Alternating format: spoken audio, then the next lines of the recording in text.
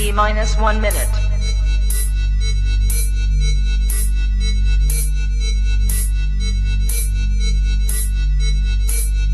T minus 50 seconds.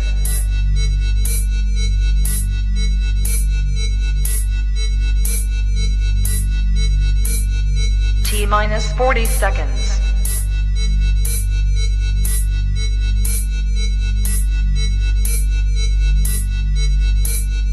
T minus 30 seconds.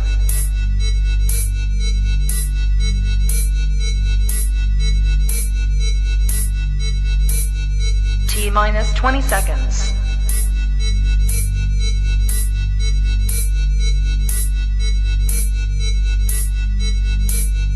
Ten, 9, 8, 7, 6, 5, 4, 3, 2, 1, 0. What if I get to a place where I'm like, yo, I'm loving her intelligence. We vibe, we have a good time. But it's like 3 months into it, and she's like, okay, I'm coming through. You're gonna just hang out for a little bit. I ain't doing no makeup today. How conflicted would I be if after all that vibe and I see her face and I'm just like, I can't. To me, that's friend zone. You ever got somebody and you weren't their type? Somebody could say that they want you, but you not be what they wanted. That's the biggest part of a successful relationship.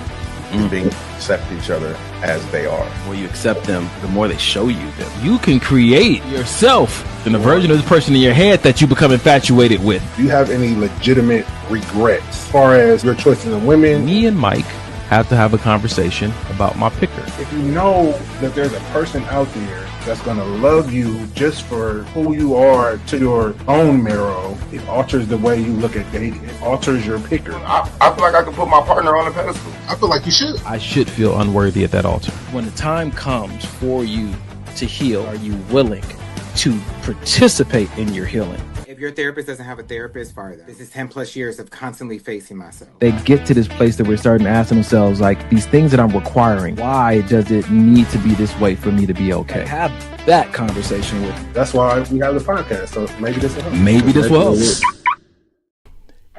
Yo.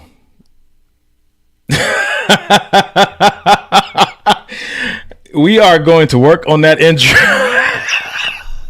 On that intro, it comes in so soft. It's not our energy at all, bro. So listen, anybody just tuning in, what we're doing is we're trying to take the podcast to a place to where we can monetize it on YouTube, that we're not using anybody else's music. But if you follow our Instagram page, you know we love to find a banger and put it in the background of some of these videos and stuff. But that one,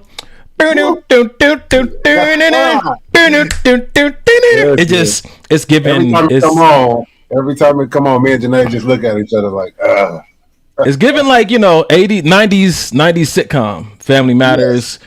Yeah. Now the world don't move to the beat of just one drum. What might be right for you? Hey, we could probably use that one. No, we can't use anything. Somebody gonna get it. Listen, if anybody out there makes music, can you make jingles, a jingle or something? We need something made that we own, that bangs, that matches our energy, that we can put at the beginning of the show. Because what if I get to a place where I'm like, yo, I'm loving her intelligence. We vibe, we have a good What? This is like, if you're watching this for the first time and you see that intro, you don't know what's about that. You don't know if we're white, if we're black, if we're Mexican. Well, that's good. I like that. What we gonna be talking about? Is it gonna be worth listening to? For me, it sounds like it's gonna be safe, and you're not gonna be safe here. This is not. No, don't get the misconception that this is a safe space. It is not. At the end of that podcast, we do give a mental health resource. Because some of the things that we say may be helpful. They may not. And that's why this is our logo. We don't know. Anyway, let's get into it. If you join us for the first time tonight, what we do is take videos and posts we see online and have a discussion about them, me and my brother. We might bring another man on the show as a guest every now and then, but besides that, we invite the audience to jump into the chat, be a part of the conversation. If you say something of relevance to what we're talking about, then we'll put it up on screen like that. What up, Miss Williams? Good evening to you as well. This is our what do you call this, bro? This is our charity. This is our service back to our generation. Yep. It's a give back situation. Yep. And we say all that simply because what we do here is it's funded by us in the crowd. So if you ever want to help us stay online, our Cash App is $ maybe this will help. That helps us stay online because they doubled our price for our platform to come online. We're live on Facebook, YouTube, and Instagram, and it's now costing us $80. Yep. 88, I think, to be exact. So if you ever want to put something on it,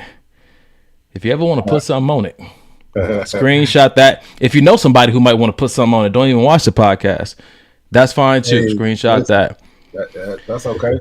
I'm just saying that you guys playing Red Hat on purpose. So, truth be told, usually we'll tap in beforehand, but tonight I got on late and saw Donnie had his red hat on. So I was like, let me just, I always keep a crispy red hat.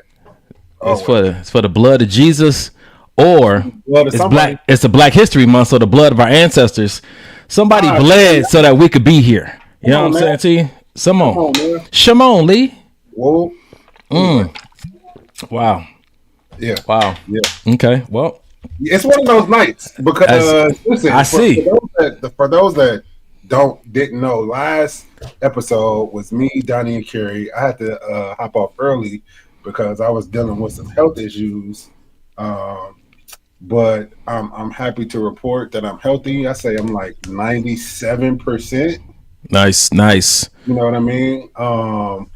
So yeah, I'm super excited. My first day back in the gym tomorrow after 3 weeks. Can you believe it's been 3 weeks, nigga? That's And I feel, and of course, in your mind, you could see like, I don't got no more muscle. I don't got no more definition. I'm probably gonna get in there. I'm gonna be super weak, but I'm excited. I'm excited to get back to work. And so that the highlight of my week, might as well jump into it, is just being up out of the bed and going out and walking around. And tonight is the first night that I've been in the living room with Janae. We just hung out and did wedding stuff. So yeah, it feels good to be back. Good to have you back, bro. Yeah, man. The only way to get stronger is to do the hard stuff, man. So listen, that's what happened. The 3 weeks you've been gone. A whole bunch of hard stuff waiting for you. I'm gonna take another week. All right. How was your week, bro? What was the highlight? Man, what was so I think the highlight of my week was I did a half day on Thursday so that I could drive out to Laguna Niguel to co-host a vision board party. How did that go? One. Let me just say, if anybody hasn't seen this man's video, he got real spiffy. I don't know if y'all know that Donnie can actually dress. Like y'all usually see him in like t-shirts, gym clothes, right? But Donnie can dress. So when I saw it, I was like, I know he went in there and killed it. So tell us how it was and what it was. I don't think I killed with the outfit. So I learned a lot about myself that night. So that I just bust your bubble. Wow. I have been stepping away from the entrepreneurial world for a minute, right? Doing like these, I've been doing my one-on-one coaching. I've been doing intimate setting stuff. I've been doing a lot of coaching, at my job and whatnot, but it's, people I know. I haven't really been stepping out, getting in new environments and doing coaching. And so I was a bit rusty. I will say that. But one of my friends, I'll say that I was a bit rusty. And I had my material ready, but I didn't prepare like my heart and my mind to engage with new people on a level of connection that I want to represent myself as a coach. I felt myself having these, people trying to pull me into deep conversations, and I'm just like, oh man, that's rough. Okay, like no, Don, like this is not you're here as a coach right now. And I said, half of me was like, well, you're being authentic, and then the other half is like you didn't even pray to be a vessel before you came out here tonight. You brought your material, but it's always deeper than that with you and God. So I was like, okay. So if I am coming back into this entrepreneur world to step out and start offering my services again, just reprioritizing how much I build the foundation of prayer. My friend said, you don't know, who you impact. And I don't know, but I know that after I left, I was like, there was a more efficient way. There was a better way to approach it. And I think that what was missing was me praying over the space. And then praying that God makes me sensitive to people's needs, so I can see, not to meet everybody's needs, but to see where I should be the one that deposits and, how to proceed after. But, what none I beat myself up about. It was just a great opportunity to, to really get myself ready to get back out there. So, yeah. Yeah. Sometimes we just need just a I don't want to say like a swift kick in the ass, but just a quick realization, like, oh, okay. Because sometimes, for me, sometimes I find myself in certain situations, especially in my business as far as printing. You go to a job site, you're like, I do this all the time. I could do this with my eyes closed. And you think you can, and you run into something in the job that kind of humbles you. Like, oh, yeah, probably, okay, let me, okay, you're right. Let me realign. Let me come in like I came in on the first day of the job and stop thinking like, because this is what I do and because I'm good at it, I could just go on autopilot. Let me not forget that it's the Holy Spirit within me empowering me to do all these things, right? Yeah, for sure. Yeah, I'm a vessel. So that's like you said, it's a good reminder. Like, you know what I'm saying? Yeah, you know what I'm saying to you. But I think that some great things did happen. Like I was telling my sister, I'm not even open to receiving new clients right now. Not until March, but that still shouldn't take away from the full, investment in those moments when they're there. So anyway, man, happy Black History Month to all you people out there who do celebrate it. Hold on, why did people ask me is there a show tonight? Yeah, we live right now. Yeah, we are. I know. Let me check the IG, but it says it's live. Yeah, my Instagram is live. Maybe they trying to figure it out.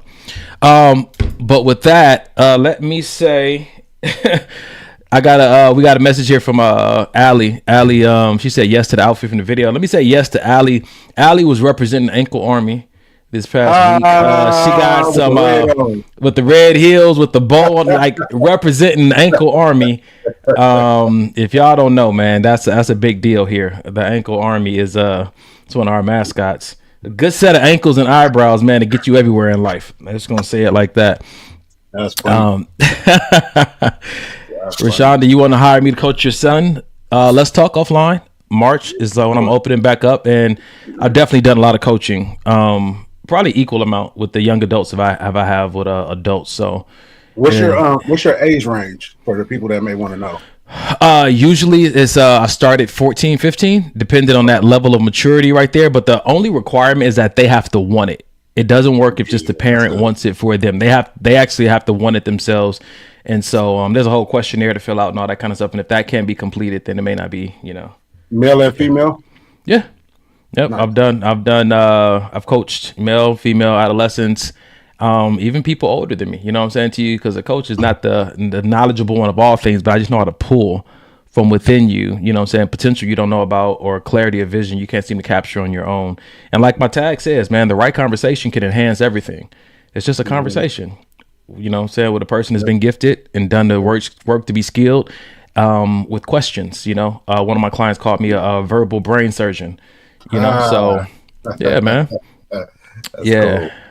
That's cool. Yeah, that's good, man. So Faith says, I just realized that you have to prioritize yourself before you prioritize others because you do need to help yourself just as much as you help others. Listen, everybody want to go around and pick people up and give them a ride, but if your car break down, you just became a burden while you're trying to be a blessing, Yep. That's a fact. Yeah, man. All right, so let's do it like this, man. We're gonna get into this show tonight. We already have a question. They ain't put a video up yet. Niall, what you talking about? She said, when you go as hard as somebody like you in the gym, is it true or is it a myth that all the extra muscle will have you in a restless state? If you are chillaxing, meditating, and relaxing because muscles aren't being used to their potential, read that somewhere about people with much muscle mass that don't use it. Please let me know if that's your experience. Mike, you want to speak on it since you got a lot of muscle mass yourself? I got a lot. She didn't ask me. She asked you. Restless muscle syndrome. A lot of muscles that be restless. It pray for us, Lord. Leave one of them alone. Huh? Okay. We go. Mike, did you want to come? Okay, that has not necessarily been my experience because I rarely have gaps when I don't work out. So if I can't go to the gym, I'm always doing something at home. It's therapeutic for me, so I can't really speak to that because I will make sure I get some kind of workout in. Yeah. No, I feel that. So usually I would agree, but just being it down this last 3 weeks with this virus, I think that for me, I definitely felt like I'm losing daylight. Like, oh shit, I ain't strong enough to do a push up. I'm not supposed to do nothing.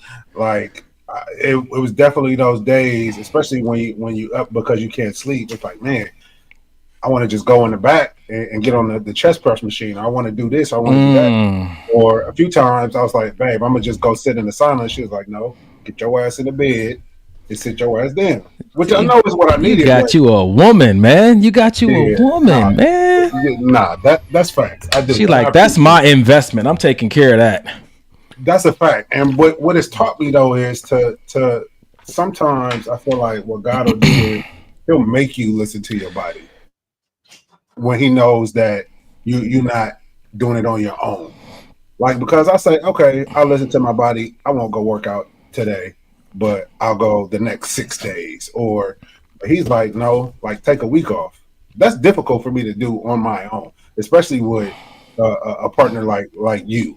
Like, you know, not necessarily trying to keep up with the Joneses, but it's just motivating to be in the gym and to be working and to be working on yourself and seeing new gains and trying new things. You know, like for most that don't know, we have this thing on Thursdays where Thursdays experiments, randomly different exercises that we never tried. We damn near DIYing different machines together in the gym, just whatever it does.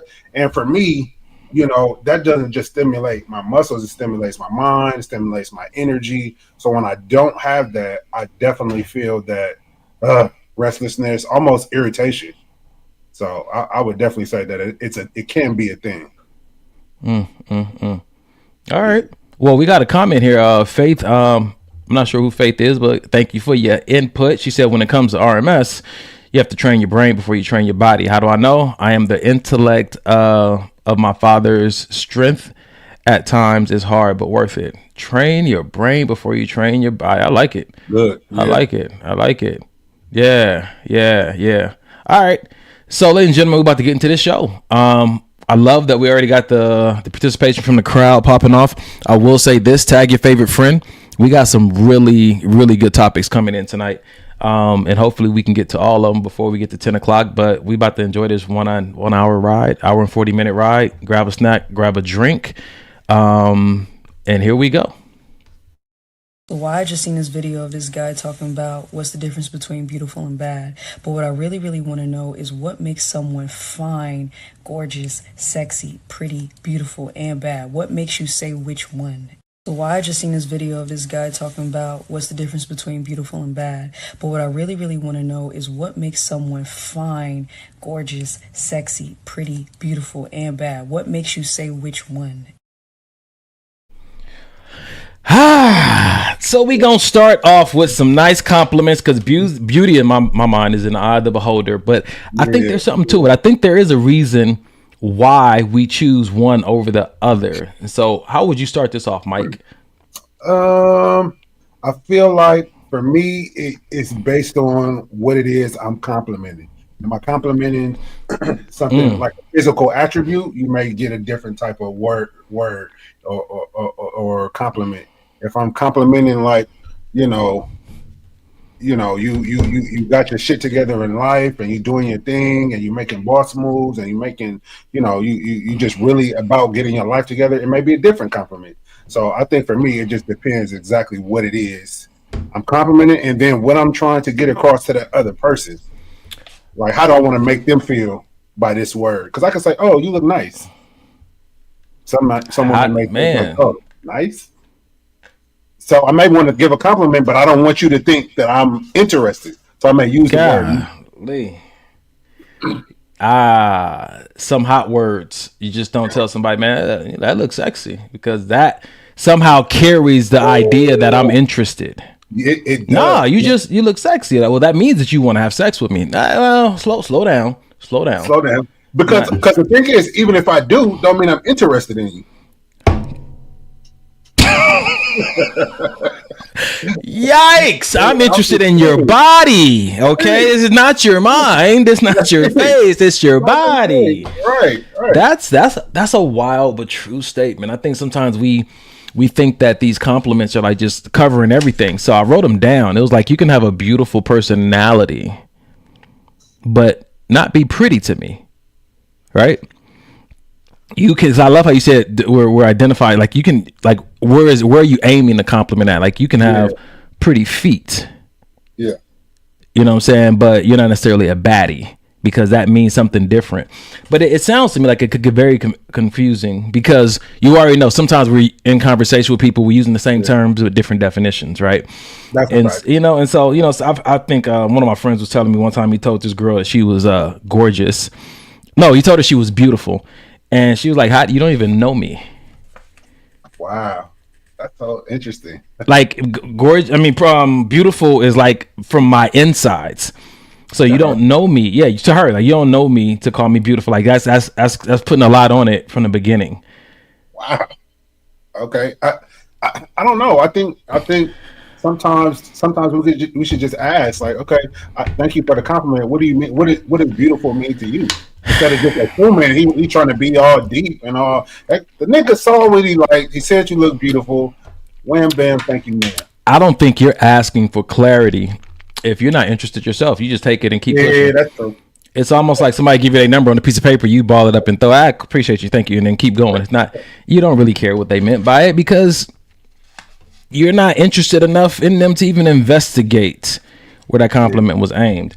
But so, where do I use these words? Go ahead, bro. No, I was going to ask, do compliments look different when you're in a relationship and when you're single? To me, they do. Interesting. I would agree to the point of they do change, but I don't feel like they have to stop. Like, for me, because for me, if I like something, I'm going to go to a person and say, I like it. Like, if we're at the gym and me, you, Janae are working out, and I see another young lady and she has on some shoes or something, like, hey, I like your shoes. You know what I mean? Or your shoes are nice. For me, I think in a ways my compliments have changed is I use a lot of nice. All my stuff is nice now. It ain't, and that looks good. Oh, you look good in those. No, can't do those. Because in the mind, they're like, I know you want me. You know I want you. And that's it. And I feel like you can compliment someone and get your point across without it having to be so flirty. You know, sometimes, again, I think somebody said it. It's not that I'm flirting. I just have good manners, right? No, yeah, I agree. And so when I'm looking at this, right, I love this. Loretta said, you look fresh or smart instead of nice. That's a good way of trying to tone down any idea of I'm flirting with you. Oh, that's fresh or that's smart instead of nice, because that sounds like so far removed from, it almost sounds like it may not necessarily be a compliment. It's an acknowledgement. Who was the viewer that said that? That was Loretta, cousin Loretta. Tell Loretta, number one, nobody used the word fresh no more. I think that's the point. So are you trying to make yourself like, oh, he old, he don't want me? It's just definitely not trying that hard to impress you. I just want to acknowledge that there's something there. I feel like that might be the point. Keeping it light. Yeah, fresh or smart. I've never heard smart before, but like, your face is smart. That brother can't be into me. Smart. Listen, that might be the one, just to make sure you don't think that I'm hitting on you, right? But that may cause more conversation. What do you mean by that? You so crazy. What that mean? Nah, she just cousin Loretta just flexed on you. She said you need to travel, my love. Smart. I think that might be that's European, baby. I think that might be. If that's what it is, you can keep that. Baby girl, you looking like a croissant. You know what I'm saying? If you travel, you might have to you like a croissant. You need some countries. In some countries they say that. Okay. So Mahogany said that not what you say, it could be how you say it. Don't roll your R when you talking about, huh? Okay. I'm just saying that might change the tone of everything. What's the wrong way to say fine? You fine. You is fine. And you take it back to FOINE, going back to Fresh Prince of Bel-Air days. Yeah. I don't think there's any way you can say any other way you can say sexy, and it changes the inheritance of what's gonna happen after that conversation. Yeah, I agree. I like a good compliment that goes beyond like genders. Like I would say this, I'm gonna say to you because I'm not interested. What I would also say to a man, like that's dope. I use that one a lot. Yeah, me too. I use dope. Yeah, nice. Let me totally. What are the compliments that you're like in your head when you hear them? You're like, can I get something different? Like you hear it all the time. I'm not a big compliment affirmation person though. They don't really do that much for me. That's probably why I don't give them that much. I don't really, I don't, I kind of keep compliments and criticism in the same bucket. Like it's just somebody's opinion about me, and as soon as I open my mouth, it could change. Yeah. So, you know what I'm saying? To you, like either way, for the better or for the worse. Okay. What up, CD? He said, or pleasant. Pleasant is nice. Pleasant. Amber, you've been in church your whole life. She said, I prefer divine. You look rather divine tonight. You speaking to the mother on the front row. You look rather divine tonight. I'm going to bring a modesty cloth over to you. Oh man. That's not true. He said he gets so many they don't do anything for him. That's not true. That might be true. I give myself a lot of compliments. But self-affirmation goes a long way. And it's not because I'm full of myself. I just make sure I think it's my responsibility to make sure my tank is full. Now, when I, have a woman or whatnot, and that's what she does, and I think that it's not going to be the compliment necessarily that she gives, but it's just anything that comes out of her mouth is just going to have an impact because she's in deeper in my heart. You know what I'm saying to you? I like that. Who is from African? African is fine. If I wanted somebody to know that I was interested. Oh, here we go. What would be the compliment? I think because I'm not gonna say I'm different. I'm just gonna say that sometimes in the rooms that I roll in, I don't think that the way I communicate is the norm. I know it's the norm somewhere. Yeah.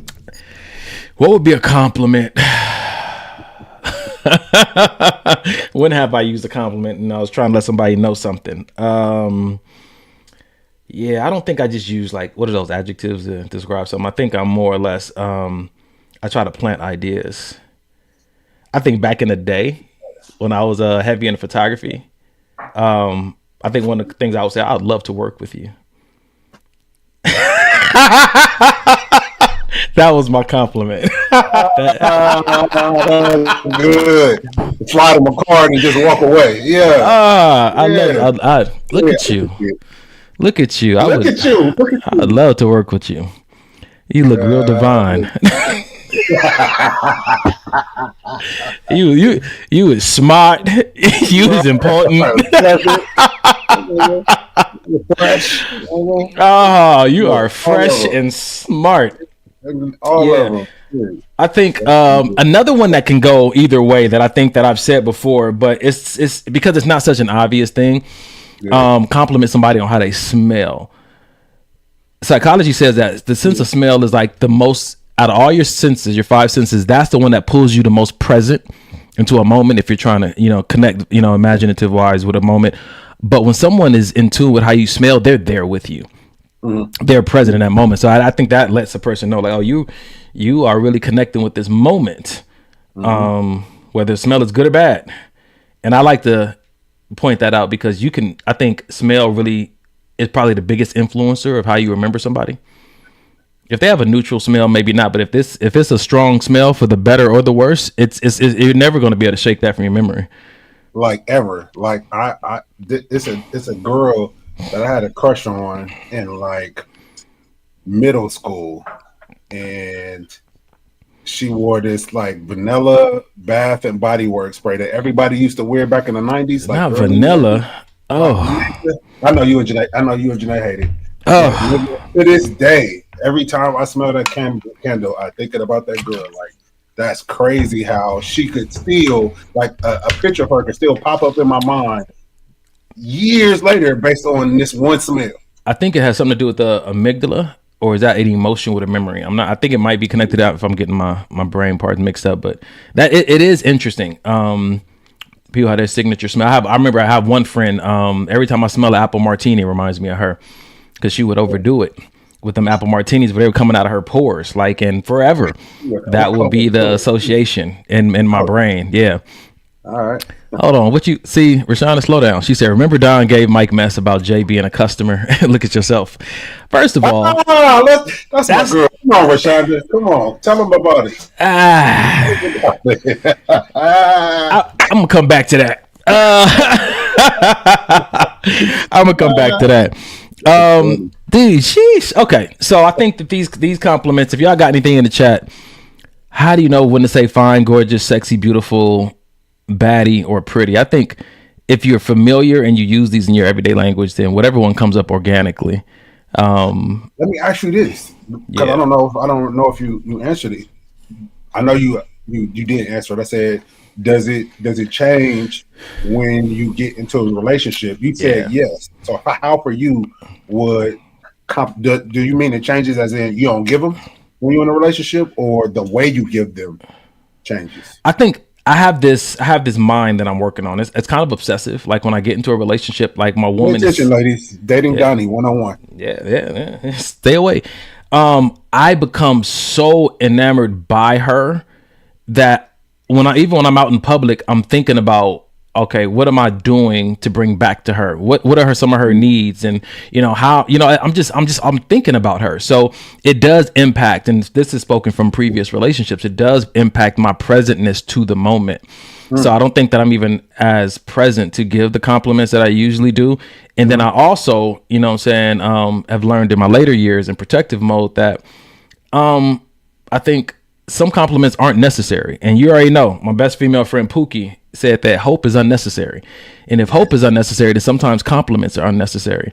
And so sometimes you really could just keep them to yourself. Yep. You know what I'm saying? Unless that person, like, they're having a bad day and they could really use it.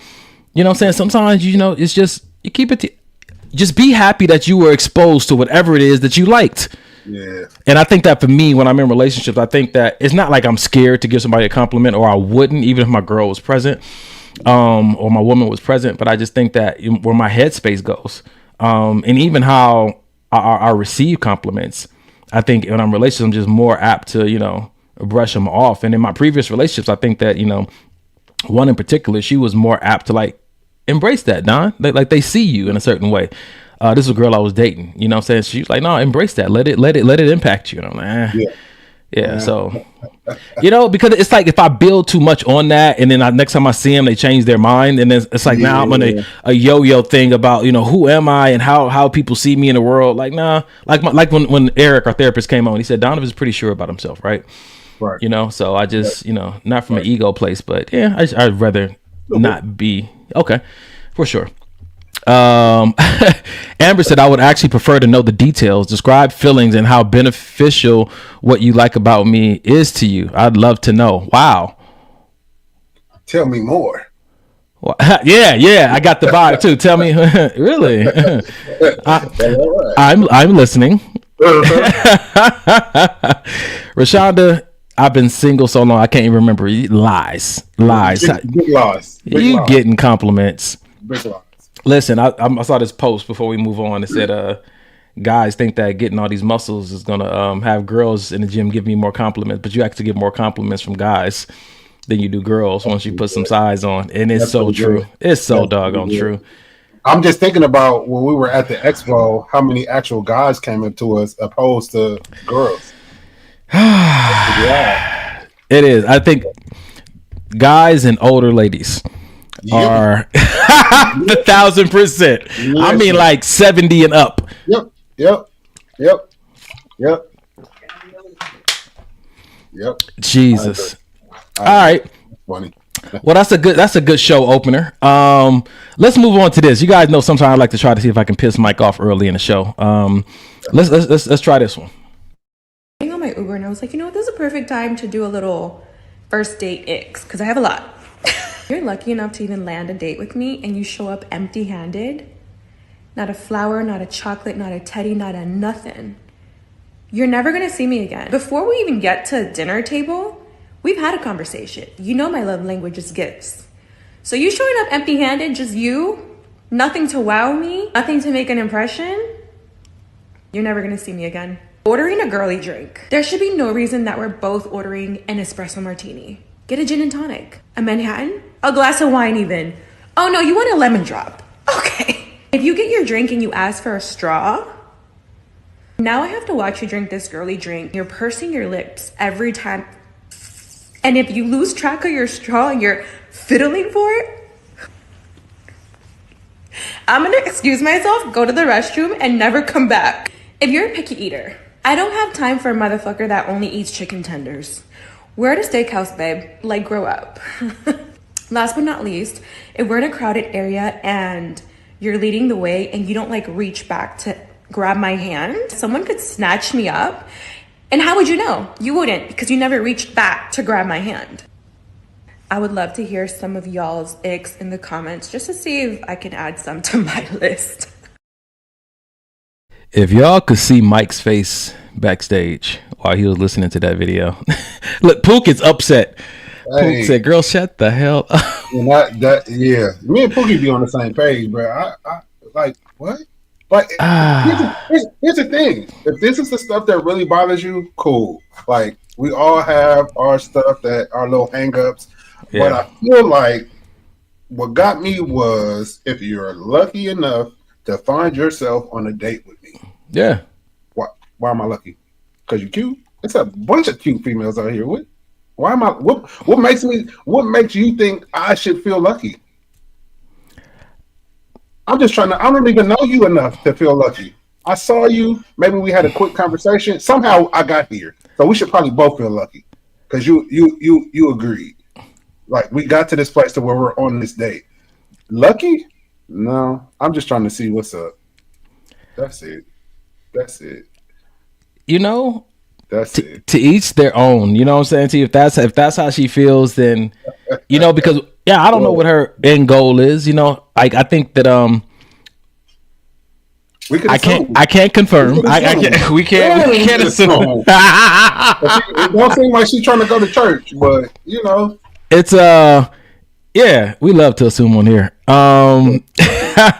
So I want to comment on this real quick before I even go down that path. So Allie says, wow, she is gorgeous.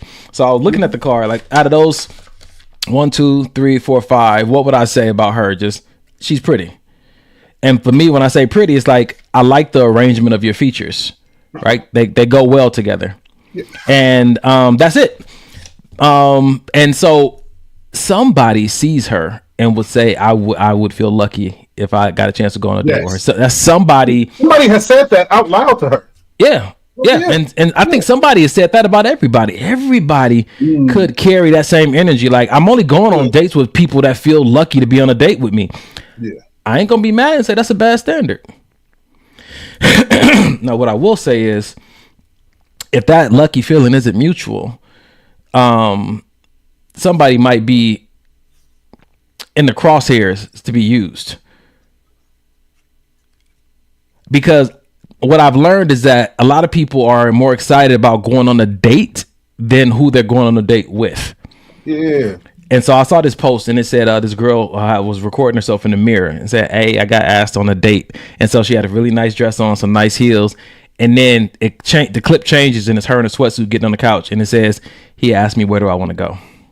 Yeah, I seen that. Yeah. And so what I recognize is that, again, that's some people's standard. Like, yeah, they want to be asked on a date and they want somebody to tell them where they're going. Like, it's almost like an ick. Like she said, if someone asks, well, where do you want to go? He doesn't know you yet, but just.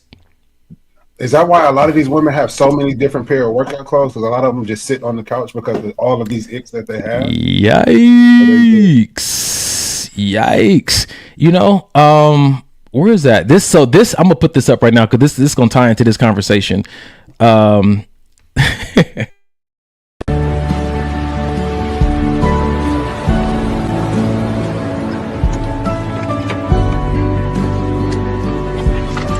to? Home.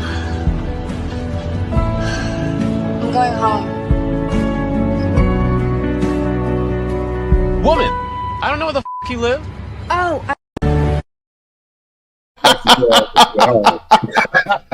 Yes, that's good. And so sometimes that's what it feels like when you don't even know somebody, but they expect you to know like where to take them. And so instead of being offended by that, the note that I've taken from that is I'm going to take you where I want to go.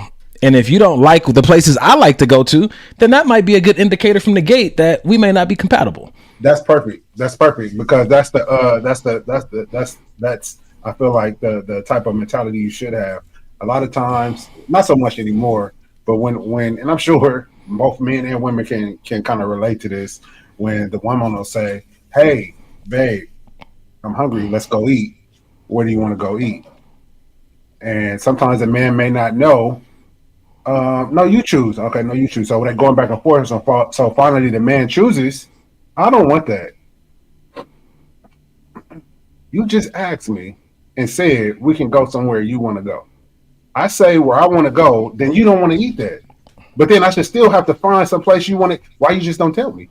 You clearly have an idea of something that you would like. Yeah. Why we gotta stand? We're waiting here now for 45 minutes trying to figure out where we're gonna go eat. I've named 6 places that none of them you want to go eat at, and now everybody irritated. You know what? I'm going to McDonald's. You go to Taco Bell, and that's gonna be the night. I'm gonna tell you what age has taught me. Like, babe, I'm going to get pasta. Want to roll with me? Like, yeah, get there. I'm getting the pasta I want. You want something? You want? Nah, I don't want this. I'm still gonna eat because I'm gonna need energy for the next 2 hours deciding on what she want to eat. So it only turns into an argument when I have now exceeded the capacity from the last meal that I had to have an emotionless or a logical or a sane conversation. I think that I've learned that it's, she may not know and she may take a while to know. So it's in my best interest to fuel myself to be able to accommodate this conversation because I love her. And I know this is just part of who she is. I need to make sure that I can stay in the stable role, and I need food for that. So I'm on Rashonda's. Yes, I'm gonna call bullshit on Rashonda, and I can say that. Let's talk. We cool because the minute this man goes to put food in his mouth, so you just gonna eat without me? That's what that's gonna be. First of all, if you in a full blown relationship with a woman that has that kind of response, that's on you. Because I'm pretty sure she showed those flags. She showed that red flag a long time ago. Look, I'm damn well I'm not talking about my relationship, but I'm saying that this is the responses that I've heard. Like I've been in their same room, and I'm like, oh, okay. Yeah, but I feel like that's negligence on the man's part, bro. Like you know who you with, you know who you picked. Yeah. You know who you picked. You know what I'm saying to you? So I don't really get the victim in this moment. She talking to me crazy. This ain't the first time, bro. You should have did something the second time. You let this ride. You know what I'm saying to you? So now this is what thank you, Angel Guts. Fuel your patience, because patience is a virtue. It's a great attribute to be able to bring to a relationship. And if I know there are areas where there's tendencies that women have a way of being, and I also know I love this woman, then I need to fuel myself to sit in those spaces with her while we are trying to figure it out. But I know that my intentions can be great, but capacity is king. If I don't have the capacity, I'm probably going to say some immature, some hurtful things because I was hungry in the moment. I feel like men are simple. I just need to eat. Yeah, facts. So I'm going to just paint the scene. I'm gonna just paint the scene. So y'all both been at the house or wherever y'all at. Y'all both are extremely hungry. Maybe y'all been working all day. Man, I just need to get some food. Y'all don't know what to eat. Y'all are trying to figure it out, going back and forth. Yeah. He doesn't necessarily know. Both of y'all are starting to get hangry at this point and kind of little testy. And so your solution is to eat a whole bowl of pasta in front of her face, and you think that this is going to make the situation better. If we can't even get to the restaurant before this exchange starts happening, my mind is like, babe, I hear what you're saying. Let me grab this protein bar in the meantime while we figure it out.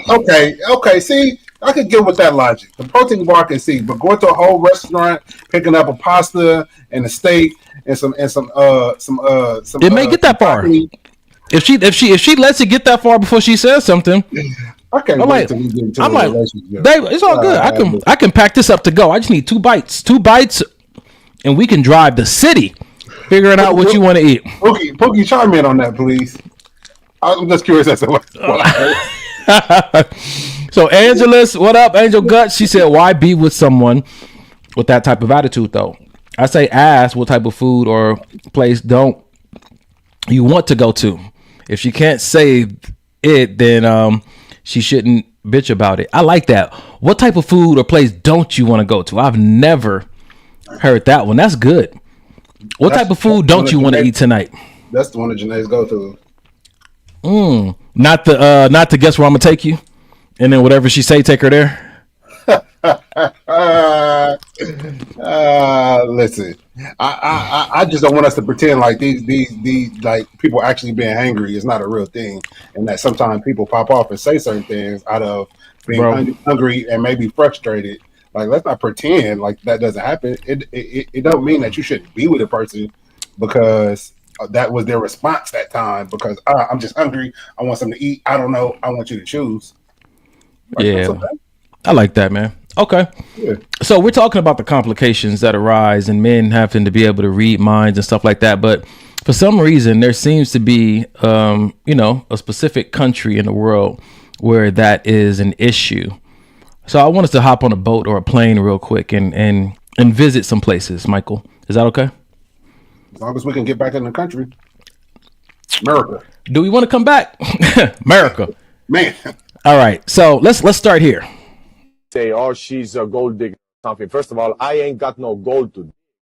Second of all, I dated some pretty hot women back home as well. And these girls, kind of expected a $200 or euro dinner in a fancy restaurant, every time I took her out. This girl here is the most lowest maintenance girl I've ever had in my life. Like we said, rice and a fried egg is good enough for her, right? She's saving me money. I'm the one who wants to go and have steak and fries sometimes. She's like, babe, let's save money for the house, let's stay in. So she's very family oriented. I feel like I have a teammate now. Say, oh, she's a gold digger or something. First of all, blink twice if you need help. Her or him? Her. Say, oh, she's a gold digger or something. First of all, I ain't got no gold to. He's stupid, dog. You stupid. You stupid. I'm nervous for it. I'll mess up my whole video, man. I had a point I was trying to make. No, okay. We good. Wow. No, we're not good now. Everything I say now is going to sound horrible because she's been kidnapped and being held against her own free will. Listen, that first look down told me everything I needed to know. So here's what I wanted to talk about. We got the comments coming in. Good God. Okay. Whew. Okay. Pookie said he is telling the truth. He will definitely eat something. Oh, okay. Oh, no. She's talking about me. We'll talk about that. Yeah, I know you. Oh yeah. So wow. Did he purchase her? First of all, he's focused. That's my bad. But we go act like the women in Golly. Listen, pay me to go on a date with me. Pay me to go on a date with me. Like it's low key prostitution is what we've been hearing. Anyway, my point is what he said was important. There's some women that you'll go broke pursuing, and there's some women that like you'll save, you'll enhance, like you'll become a better you while you're pursuing them. Yeah, I like that. And I think that it's interesting to hear him say, like, I feel like I gained a partner. I feel like I gained an asset, not a liability. And not to say that you shouldn't spend your resources on a woman, but you're a woman. You should be willing to spend all your resources on. But at the same time, she's looking at how you're spending and considering how it's affecting us as a couple. Not just have you spoiled me lately, right? She said, like, babe, no, let's eat at the house and that can go towards, you know, our home. Ha. Check this out, though. She said, go ahead. It's just that she could fuel on anything, and food is not high in her priority list. She bought that house. I'm not going to kill you on the food, but I want this $45 billion house, though. I think that makes a lot of sense, though, right? So let me, from my personal experience, and I know my previous experience is fueling a lot of filtering a lot of this conversation for me. Of course. I dated the girl once, and her and I were like working on being financial accountability partners. And I decided that I wanted to like date her. And she told me that we could no longer be, you know, financial accountability partners because that wouldn't be in her best interest. Joking or not, I was like, oh.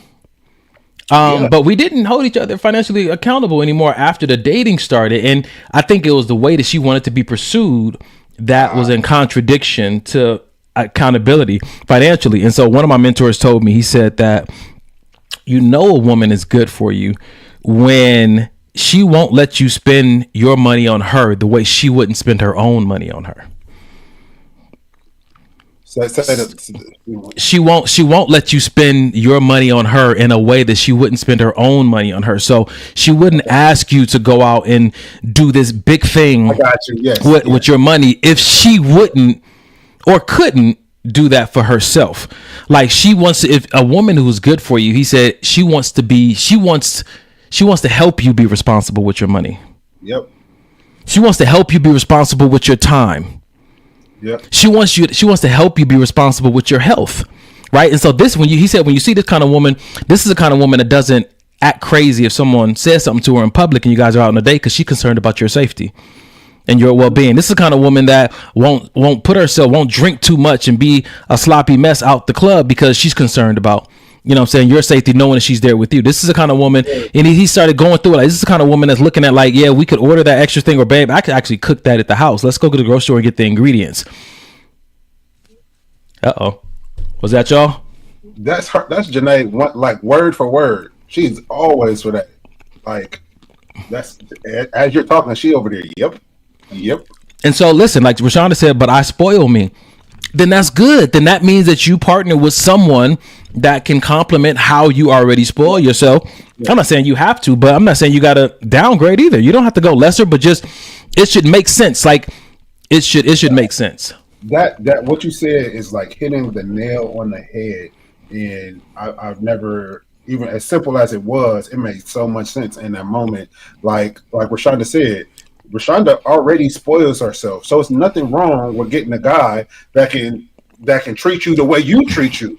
It's different for me when you ain't never been to the doggone Cheesecake Factory. Now you trying to go to these, you know, trying to get a man that can pay for these food bills that's $1,000 for two people. Like, why? So because you saw that I had it, now that's what you want, even though you can't do that for yourself. I feel like that's where it kind of is an issue for me. And I don't think there's nothing wrong with wanting it, but requiring it, I think, is where it starts to get tricky. Like, because a man might want to, you know, spoil you or go over and above and do these things, but it can get very. It can get to a place to where you're wondering, are you bucket list dating me? Remember we talked about that. Like you just have a list of things that you would love to do on a date, and you just are using me for those things. You're not really into me, or you're not even thinking about a future us, because you will not just let me, but require me to break my bank. You know what I'm saying to you, to prove to you something that you'll never be convinced of, because you're really not into me, and you're not even thinking about a future us. But like, you know, whether she was kidnapped or not, she was the things she said, I was like, wow. I love this. Jay said, I hate going to a restaurant where I have to pay for food I could have made at home and made it better. Yeah, 1,000%. Because Janae's turkey tacos, let me talk about it for a second. Let me talk about Janae's turkey tacos. Listen, I was talking to, let me tell you this real quick. I was talking to a friend today about potato tacos. Lord. Yep. You ever had somebody hook you up with a friend? Not a date, not a love connection, just hook you up with a friend? Yeah. I never had that really happen to me. So one of my friends, close friends, she's like a sister to me, said, I got somebody I think you'd be good friends with. Yeah. She said, it's not love connection. I'm not trying to do anything like that. You know, I don't never do nothing, but you'd be good friends with. And she named off the things that we have in common and like that. And so she let me get y'all on a 3-way call. Like, just, you know, and be friends. And we got on the phone and talked. It was like, oh, this is nice. You know what I'm saying to you? Without all that like pretense of, you know, romantic. And I was like, good God, this is nice. So if you're watching tonight, you said you was going to watch tonight. Where you at? new friend alert, man. Yeah. Anyway, I say that just to say, I was talking about Janae's tacos. Like, it's so often Mike loves a good steak. You know what I'm saying? I can definitely see you guys like that steak that you made on 4th of July, like saving money to do something else with later.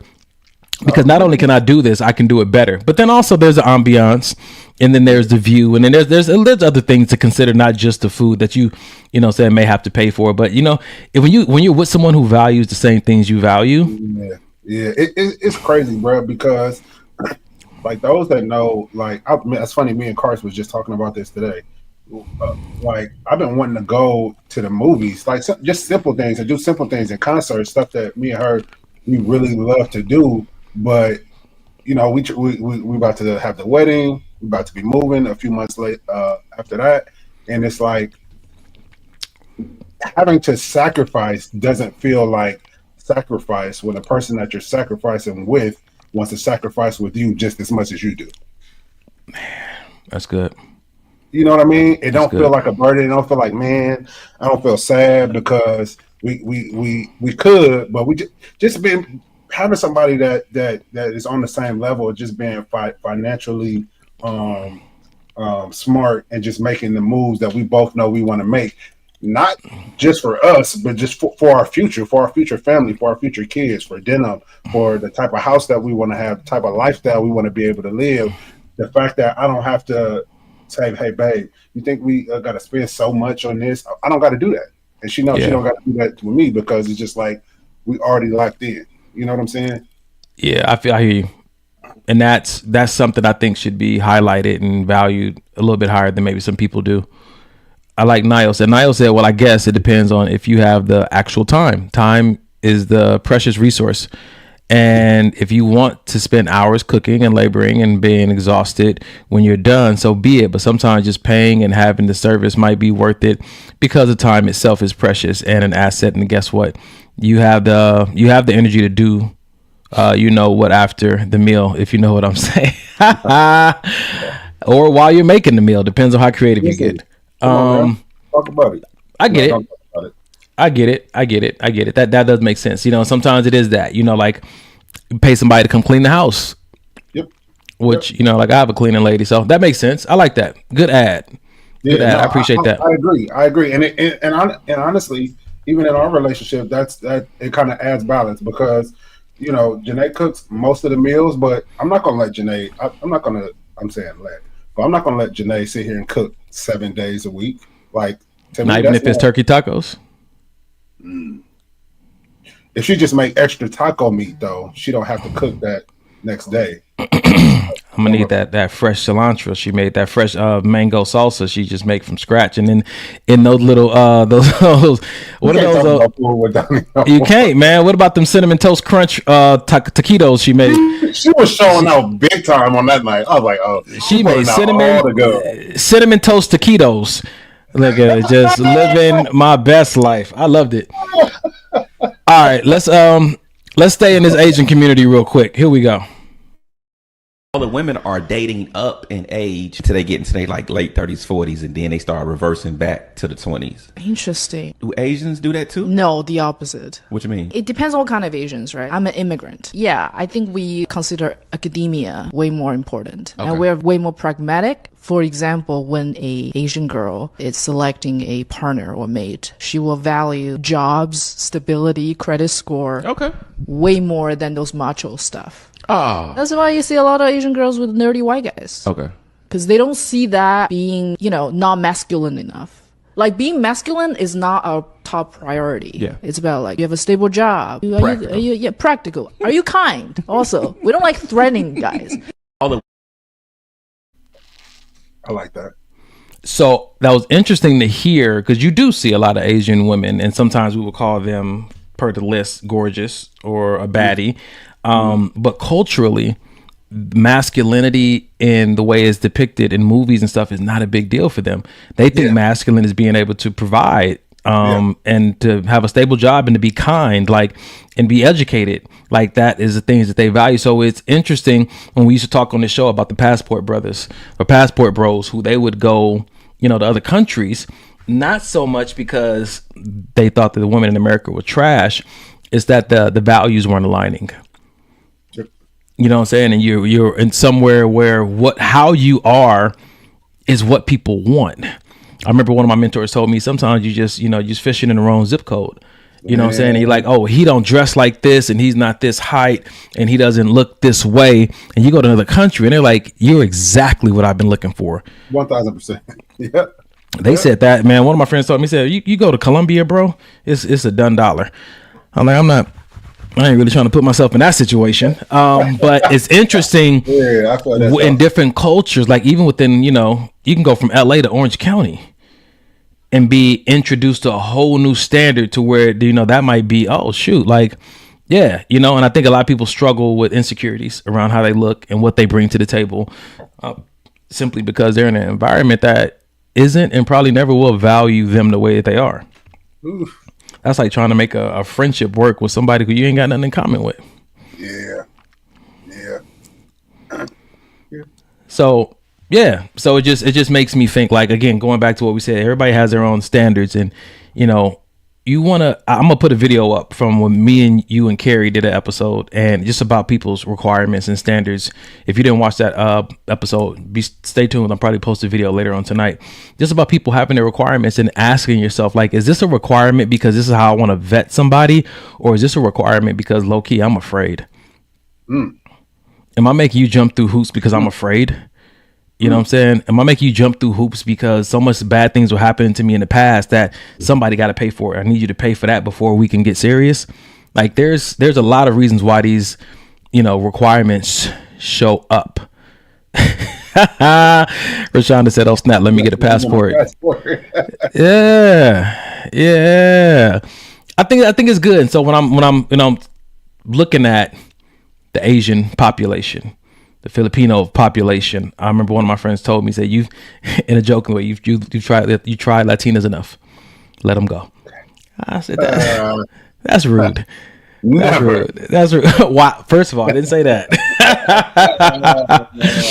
But it's interesting how switching from one culture to another, and that's why my sister and them like, just get you a black girl. Right? You know what I'm saying? But just because that's her ethnicity doesn't mean that she connects with the values that I identify with as a black man. I think sometimes we mess around and give people the benefit of the doubt because they share the same race as us, and it's just, but the values still don't align. Oh yeah, for sure. Yeah, man. All right, so one more, and then we're out of here. Moving on to the next topic.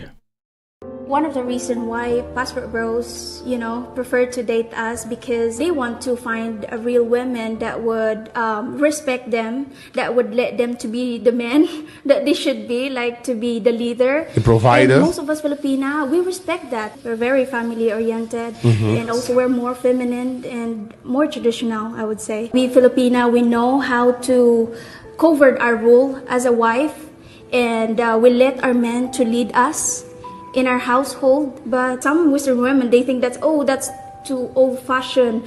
Women should pursue their career and all that. And they even said that we are just playing the role because we want to get out the poverty.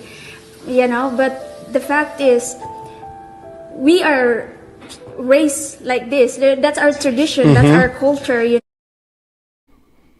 Yeah, I have a very close Filipino friend who can attest to those things. And I want to bring this conversation up because somebody asked us last week, can we continue the conversation about husband material and wife material? And so I wanted to bring this video up because in the conversation with my friend, what we kind of landed on was that how would I identify if someone has wife material? Yeah. And what came up is what she cares about and what she wants to take responsibility for. I think within that thing, within the things that she cares about and the things she wants to take responsibility for, therein lies wifey material. Because we said that a wife is a role, and the role comes with responsibilities and a necessary focus. Yeah. And so when you see someone who has that focus or is looking forward to embracing that responsibility, it almost lets you know that they haven't been called to the role yet, but they're suited and ready whenever that call happens. I like that. What do you think about that, man? Especially with this video talking about just being more feminine and wanting, the homemaker type idea. I honestly feel like nobody is wrong when it comes to this type of stuff that we're talking about. She's not wrong. Well, Jay is Filipina, so just remember that. Let's not forget, Jay is Filipina. Fourth. 100%. But I'm just saying, in the way that people think, like this young lady in the video, she's not wrong. Just like the other young lady that thinks that she wants to go out and make a career and be a career. She's not wrong either. Like, I feel like there's somebody out there that's going to appreciate both those types of women and everything in the middle. For me personally, I feel like I like a little bit of both. I think I'll lean more towards Jay's Filipino side,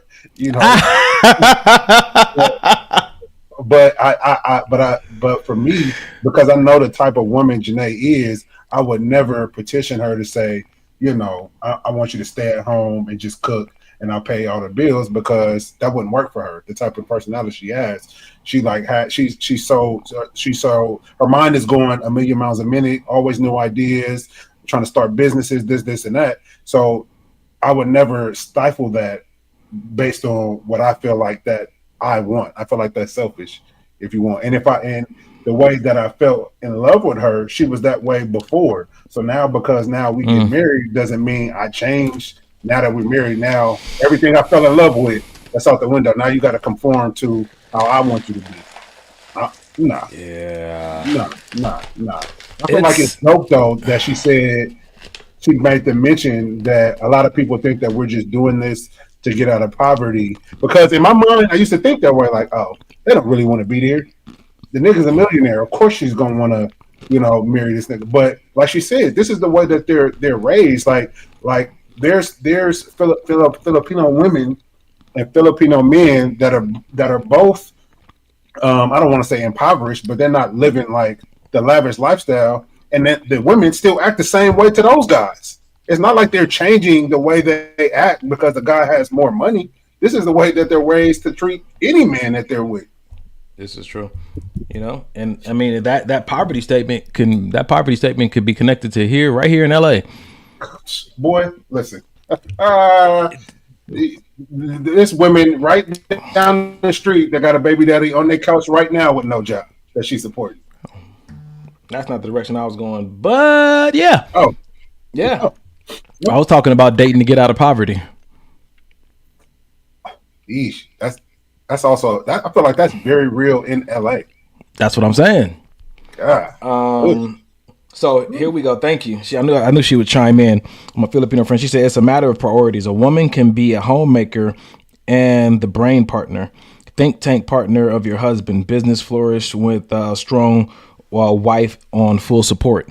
And so this goes back to, I told you I was on a call with a couple of black men, and we were having a conversation about masculinity and femininity, masculine energy, feminine energy, trying to figure out what it means and where it comes from. And I think one of the places I landed was that masculine energy brings order and feminine energy brings life. And that's why they work so well in tandem. When a man brings that order to any spaces that he's in, is for the purpose of the woman bringing that life. But if you're with someone as a woman who is not connected with her feminine energy, that knows how to bring life, but you're bringing order, then you're going to feel some type of way when every time you bring order, life doesn't show up, if that's the way you were raised. You know what I'm saying? You got to ask yourself, what are you bringing if you're not bringing life? And a man who doesn't know how to bring order, you know what I'm saying, especially if he's an abusive man, it kind of gives to the idea that no one ever taught you how to bring order through masculinity, right? Which it has some connections with creating safety and not just being emotionally safe, but bringing instructions, bringing clarity, the kind of safety that comes from having clarity, which is sometimes what a lot of women are asking for, a man to lead or to design the date and tell me where we're going. Is really a sense of order that they're looking for, that their femininity actually flourishes the best in, and that they bring life to that situation. And so I thought it was a great conversation to have when it comes to wifey material and feminine energy. And I love to have these conversations. You know, my nephews are watching and they're, you know, navigating relationships and stuff and trying to figure out what is it that I need to organically bring as a man and what should I be looking for? I think it's dope when what I think that will help, and I feel like what's helped me become the person I am now is really not just studying Janae, but that word you use, that feminine energy, and understanding why she even does the things she does. A lot of times we just say they too emotional, all they do is bitch and complain. They always got an issue or a problem with something. But when you really try to understand that type of feminine energy, or that type of feminine energy your partner has, I feel like your eyes are open to so much more, and you start to get a better understanding of, oh, she's not even really tripping. Like, because if I really stop and think about it, that may be the same issue that I have with that particular thing. It's but as men, I think we just discount it and brush it off because we don't want to be bothered. We don't want to be nagged. We don't want to be, you always telling me the same. You know what I mean? But once you step back and like, oh, this is the person I love. This is the person I want to spend the rest of my life with. Let me just sit back and see what it is she's really saying or what she's really feeling. I feel like the relationship as a whole gets a lot easier. And once your woman starts to see like, oh, you really vibe with my energy, and it's so crazy that feminine energy can transfer to the guy in the relationship as well. You find yourself moving in a type of feminine energy, and once the alignment happens, you get stuff like this, like no arguments, almost no disagreements at all. You know what I mean? Yeah. And I think this is a good conversation to have with people. Like, you know, what is feminine energy? What is masculine energy to you? You know, because what I'm saying is just, you know, what I found, but other people may have a different opinion. And I think that, you know, a lot of times men find a woman, but they don't find a wife. Ooh. You know, and so let me read this real quick. Portia could drop some wisdom. She said, "He who finds a wife, some women aren't wives, some are really good girlfriends." You can drop the mic right there. Every woman isn't a wife. A lot of young women don't have a Naomi in their life, mentor type style. I honestly think this cultural thing is sort of shallow compared to what we are actually living for. We leave these bodies, eternity awaits. Love while you can. I pray this blesses you. And I think that, you know, I've learned to understand through my mentorship that some things are shallow, but that doesn't make them any less necessary. There's shallow and there's deep. You know what I'm saying? As long as we're in this life, we're going to experience both of them. So if I really want to make this as enjoyable as a calling or a journey as I can, then it's good to give the appropriate amount of energy to the shallow and the deep, because, you know, we have the ability to. Making everything just about the deep does, I think, rob you of some enjoyments that you can have in life that are okay, that are perfectly fine. But yeah, man, that's and so just preparing myself to be a man, right? And it's not just, to be a husband, and it's not just saying, I know how to bring order, but do I know how to hold space for life? Mm-hmm. You know, do I know when to, as a man or the head of the marriage or the family, the household, step back and say, okay, I created this space for you. What would you like to see here? Just do your woman thing here. Do your wife thing here. Yeah. Okay. Yep. So speaking of the two people trying to, I guess, help evolve one another, I really want to get your take on this, bro.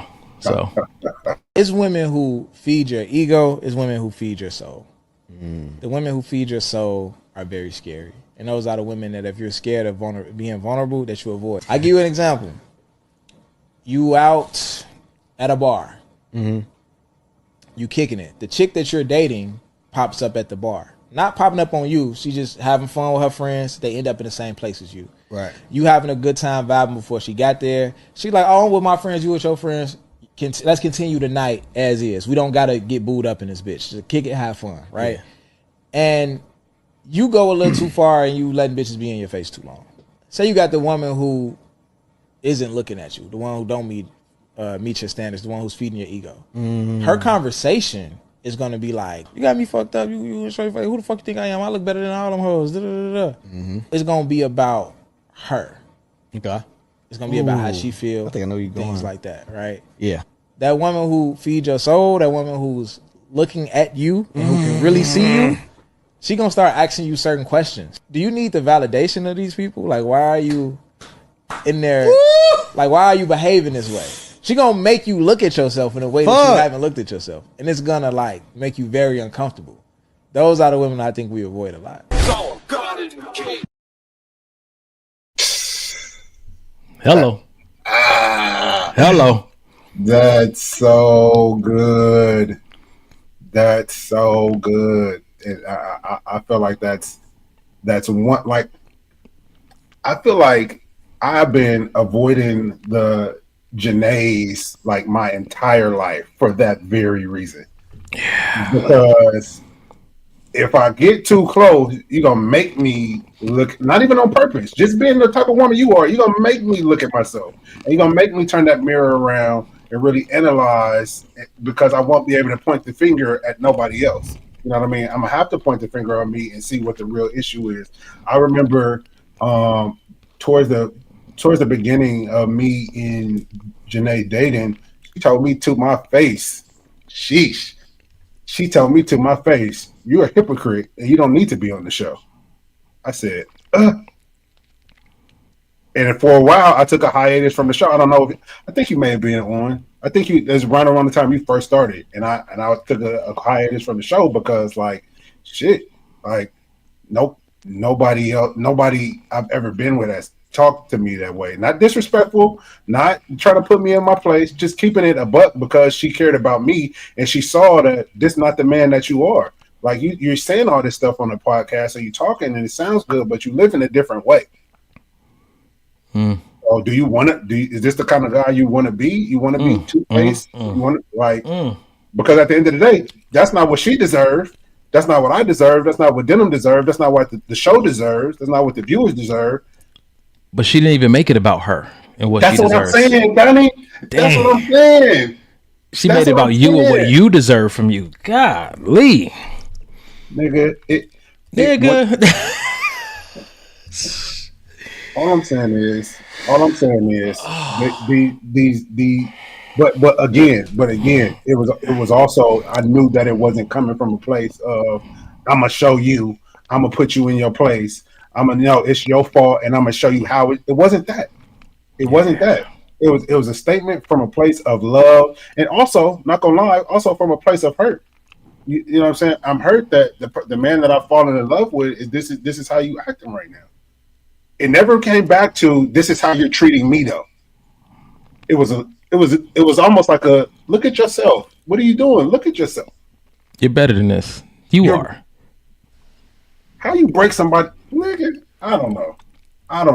All I know is like those type of women that have that sense of honesty, and those type of women that have that sense of just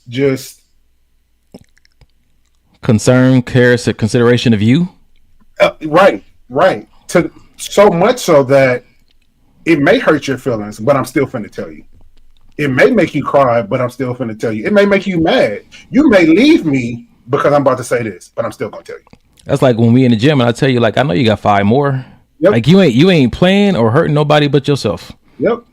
Because if this is how you're going to continue to be, I can replace you. But I really feel in my heart that you're irreplaceable. But you have to step into that. You have to see that. I can't make you see it. Yeah, and I think sometimes I've seen people in relationships get mad because someone left, and I think sometimes self-accountability says, what part of you weren't you willing to step into or step up to? What did you want them to settle for that you knew you could do better at? Not saying it's about performative and you want somebody to just love you and unconditional, all that kind of stuff. But I think there are moments where we get the moments of reckoning, where we get a mirror placed in front of us by someone who cares about us. And we have to be careful how we handle those situations. Because if we get offended because someone actually loves us enough to show us ourselves, then what we're going to end up with is continue to face and chase people who are feeding our ego.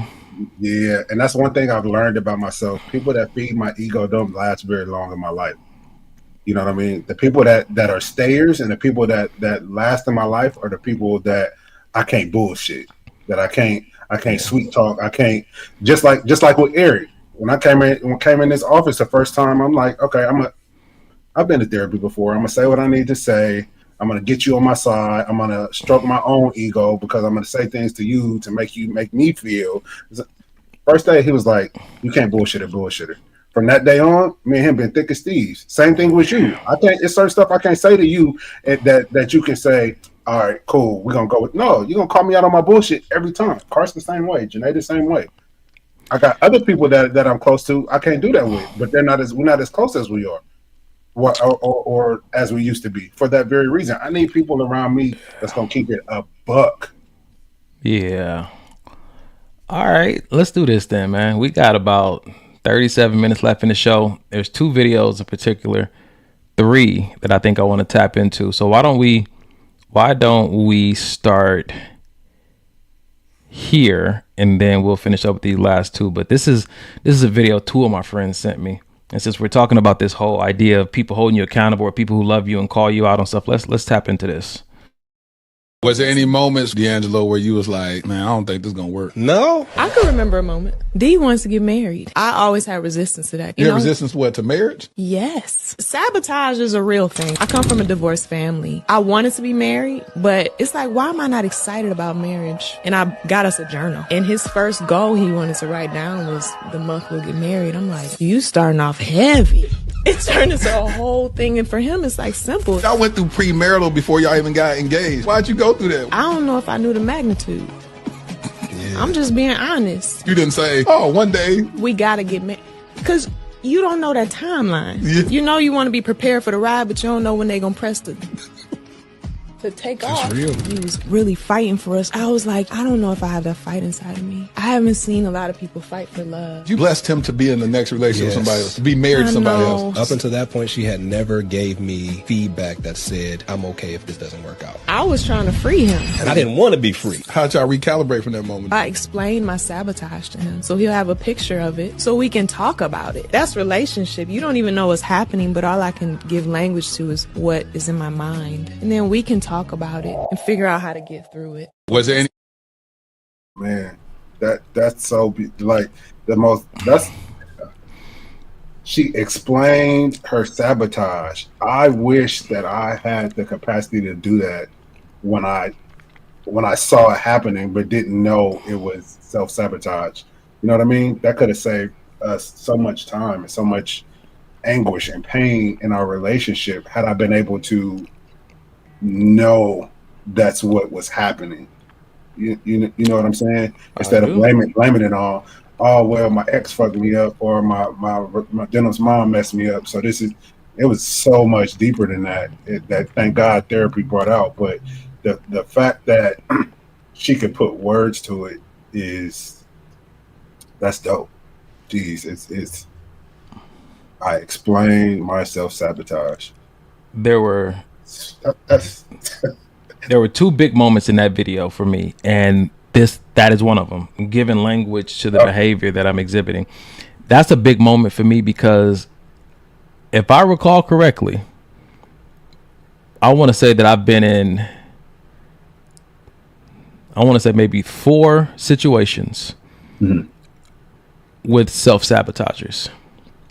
And that's as far as I want to say, because I don't want to give too many details. And I got you. You know what I'm saying to you, but I think I've experienced that 4 different times with people who didn't know how to give language to it until I think 2 of them gave language to it later.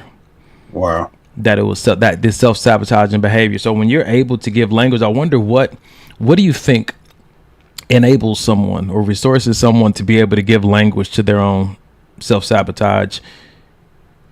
And let me say this real quick before you even answer that question. If you 2 of my friends sent me the video, so I watched a little bit more of the interview. And this is a woman that wanted to be married, right? And this, like, you know what I'm saying to you? And so it's almost like now that you're in the face of what you've been wanting, this shows up. how do you think a person navigates that or learns how to give language to the person? Because he said that she gave him permission to go marry somebody else and he didn't want to be free from her. So that's what I'm wondering, bro. How do you think someone gets the ability to give language? It's almost night and day. I mean, it's almost the same way that we kind of unfolded, because there was a moment where I told Janae, like, I get it. If you don't want to be with me, please listen. I get it, because I don't know if I can change. Like, I would love to. I want to. Like, I want to be here. I'm out here doing all this crazy stuff, but I don't want to be with nobody but you. I couldn't explain it. I don't know why I'm doing it. The only thing that really helped me, of course, besides God, and of course, besides her patience, is therapy. Is the talks that me and you would have, the talks that honestly me and Dub would have, the talks that me and Carrie would have. You know what I mean? Talks that me and Carson will have, because it's hard to realize that a part of you is doing this on purpose, because all of me wants to be here. Like, in my mind, I know I'm not going. I would tell her that, like, I'm not going nowhere. Like, it's like, I'm not going anywhere. You leave. I'm not going anywhere. This is where I want to be. But my actions said something completely different.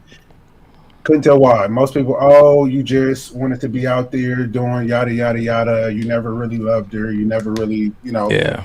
And my younger self would have believed that, until I really found out how bad self-sabotage could be. Like, because I felt undeserving, because I felt less than, because I felt that I didn't deserve, there were subconscious things happening and working within me that, well, it's in the words, sabotage my relationship.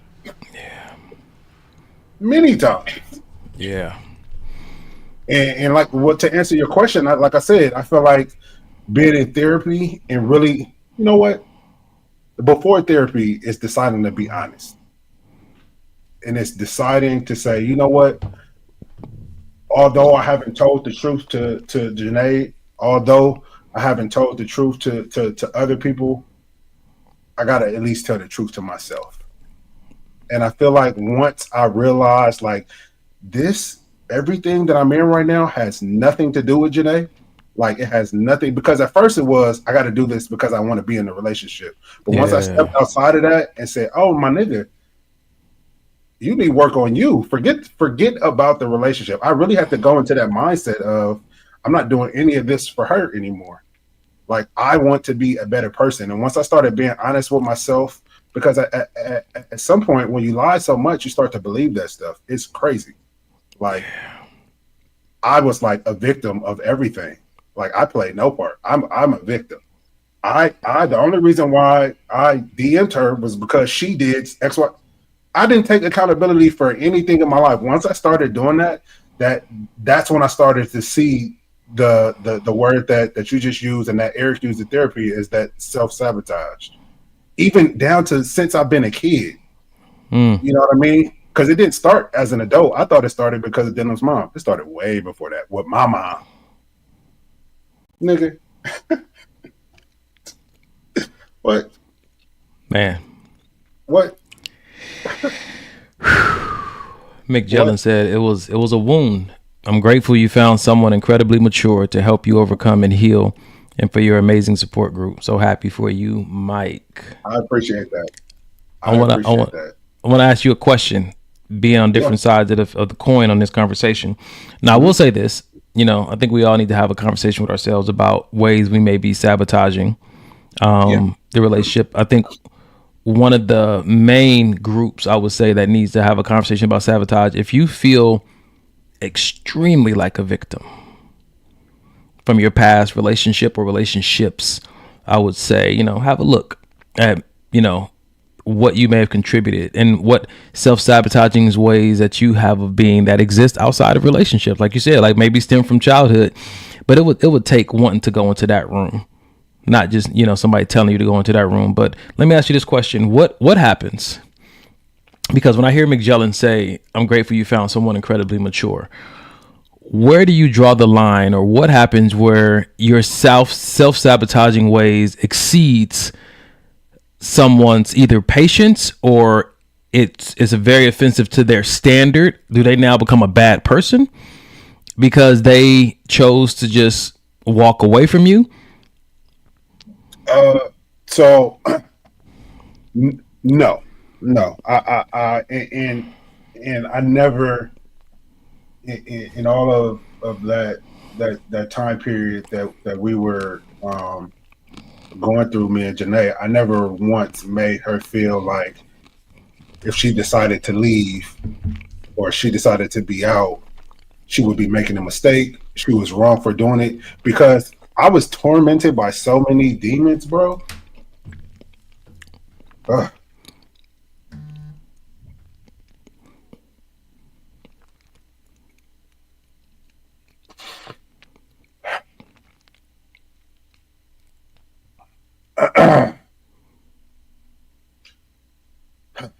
I was tormented by so many demons. I wanted her to leave. Like I was at a point to where I felt like I cannot help myself. I cannot. I don't know how to. I can sit here and tell you again, I promised this and I promised that, and I can mean it, but I'm like literally afraid that it's going to happen again. Please, like it was one time to where we were in the bedroom and I was balled up in the corner crying like a baby in fetal position because like I don't know why this keeps happening. Yeah. Like, and that's a really that's a really scary place to be in, to realize that because I prided myself. I'm a big guy in stature. Like I got a lot going on for myself. Like I prided myself on being in control of my life. I don't drink. I don't have any vices. I don't smoke. Like I prided myself on being in control, and then to realize that deep down, I didn't. You know what I'm saying? And it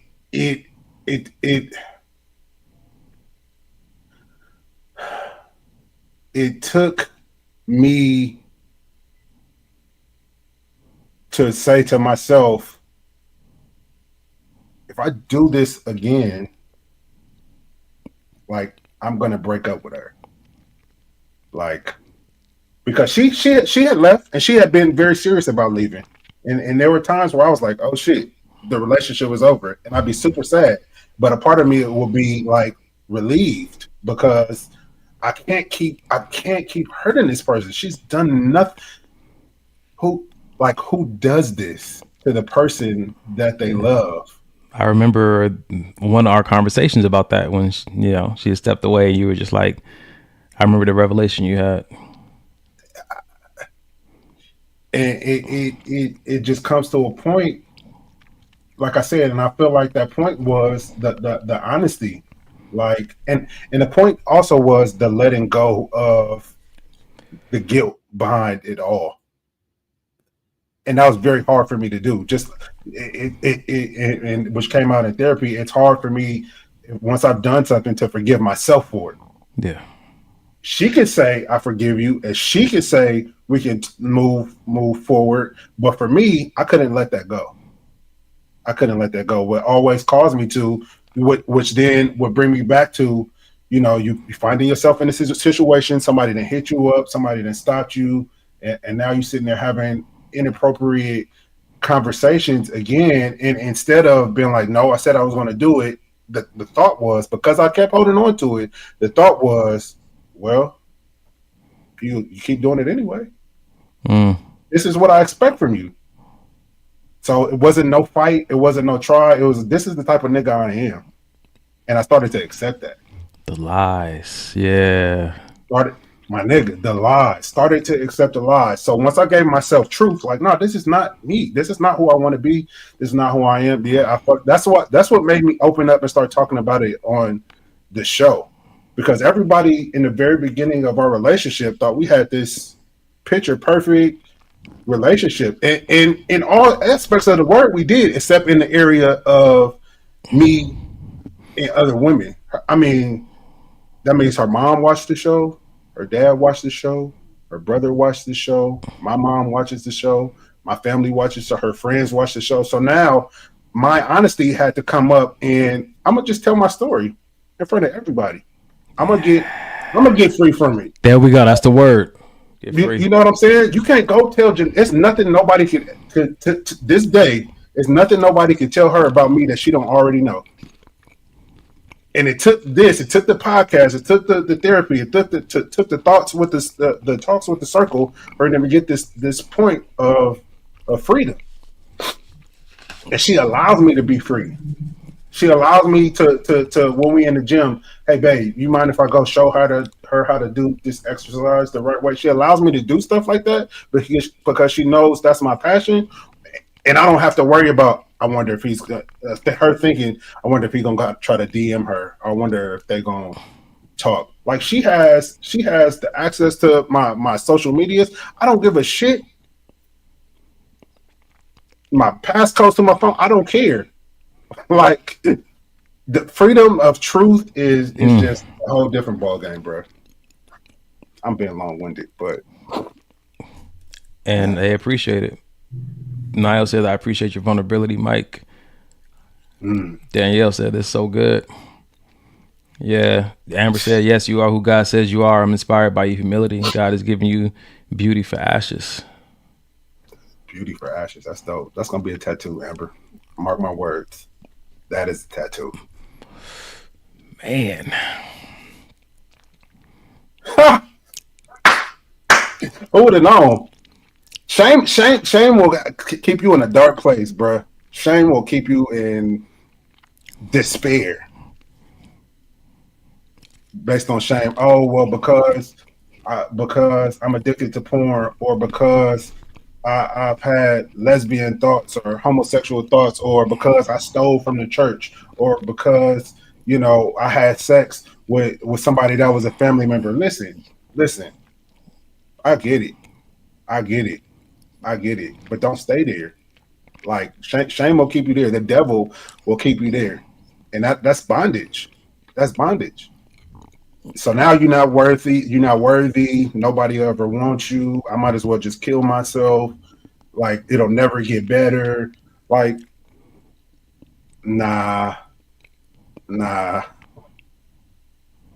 only thing that could get you out of shame is taking that cover. Because what happens with shame, bro, it's like the devil wants to give you this cover to cover yourself in and hide from in this blanket of shame. And the only way you can get free is to take that blanket off and like, hey, this is me. This is what I did. So that's not who I am now. That's not how I'm going to be in the future. God told me something different about myself. So that's what I'm going to walk in. If you choose to still think I'm the same person, oh fucking well. Yeah. That doesn't stop me from moving in the righteousness that I'm now trying to move in. Man, it's so many people. It's so many people that still talk shit about me to this day. I don't care. Oh, well, this is your third time you gonna get me. Yep, sure is. Third time's a charm. Yep. Oh, well, you used to be such a womanizer, and you used to. Yep, sure did. Now that's the only woman that I want for the rest of my life. Nigga, I be getting so on fire, and it's almost a sense of like, like, you know how we get in the gym, just hype. Like, I'm excited because I see what the devil is trying to do. Before I couldn't see it.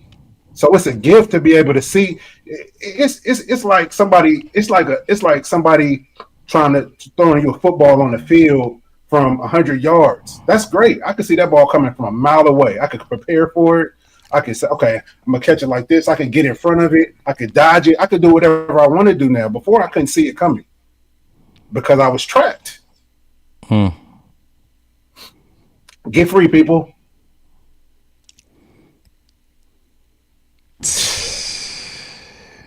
That's why I love this podcast, man. Who would have thought that the brother that delivered that message, one, wasn't even open to me being his brother.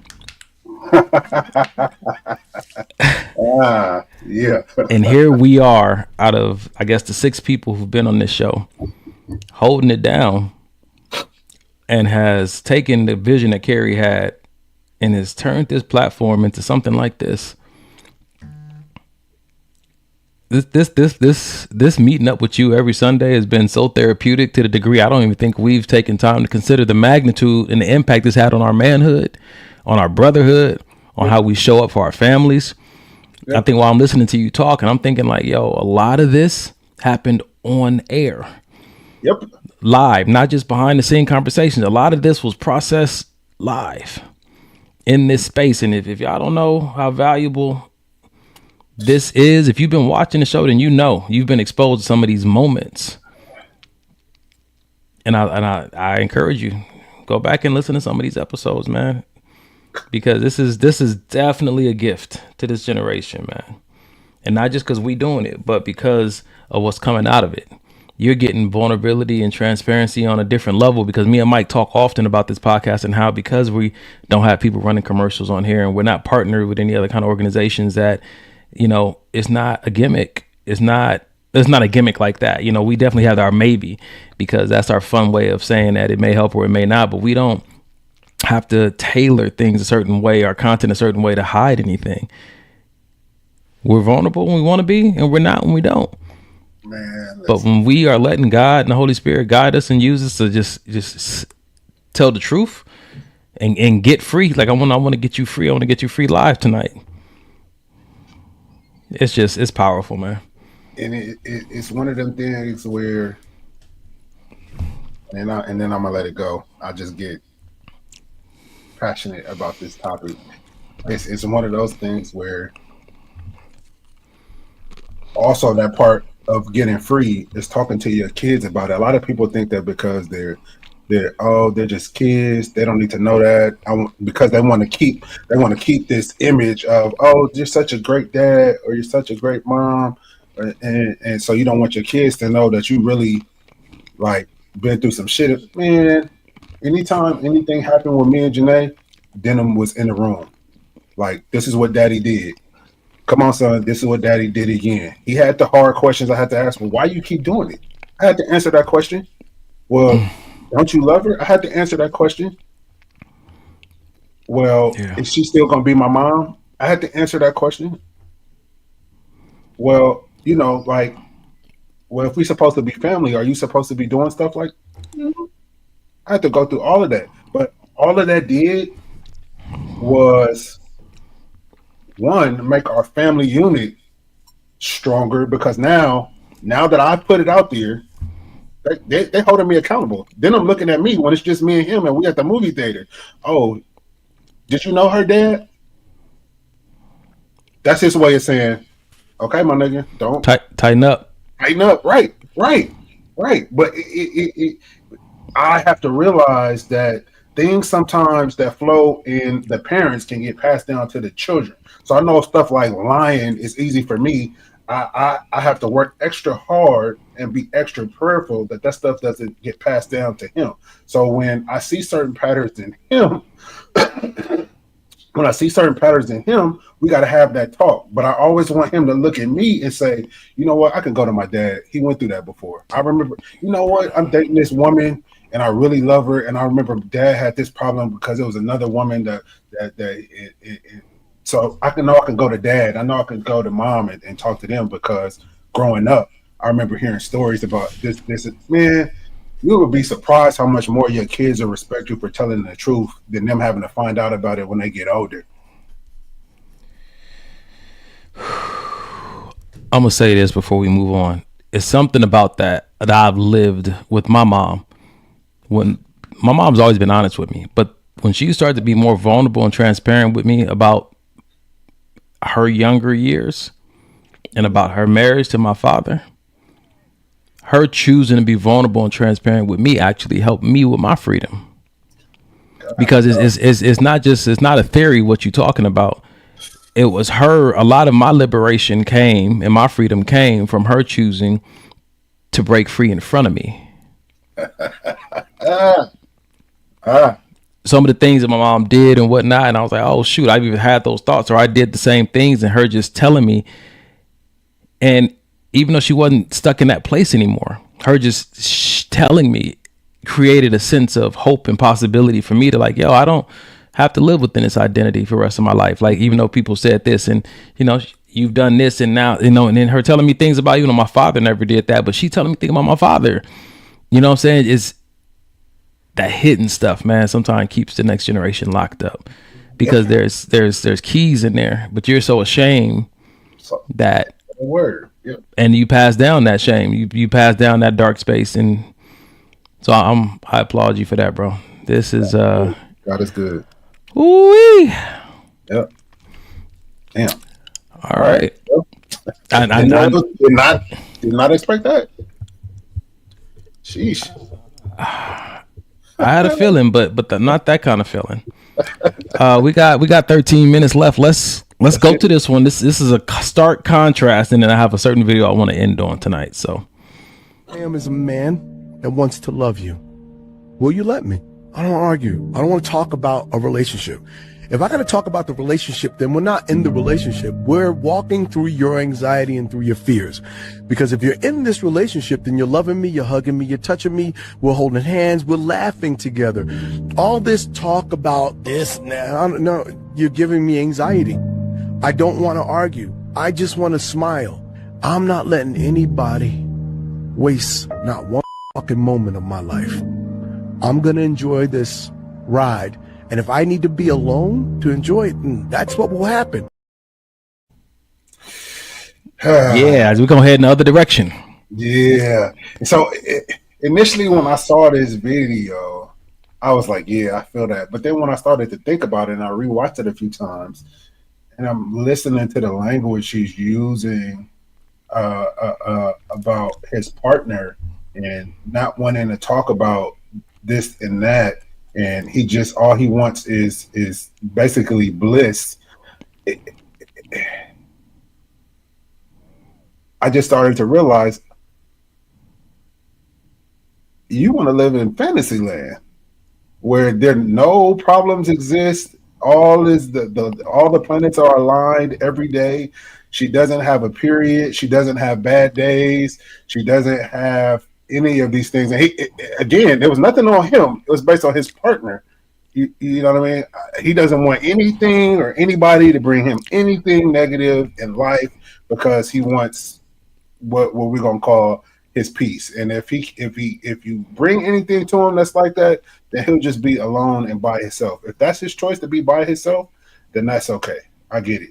But for me, I can't look at my relationship and tell her, don't talk to me about nothing that's negative ever, or it's over. What?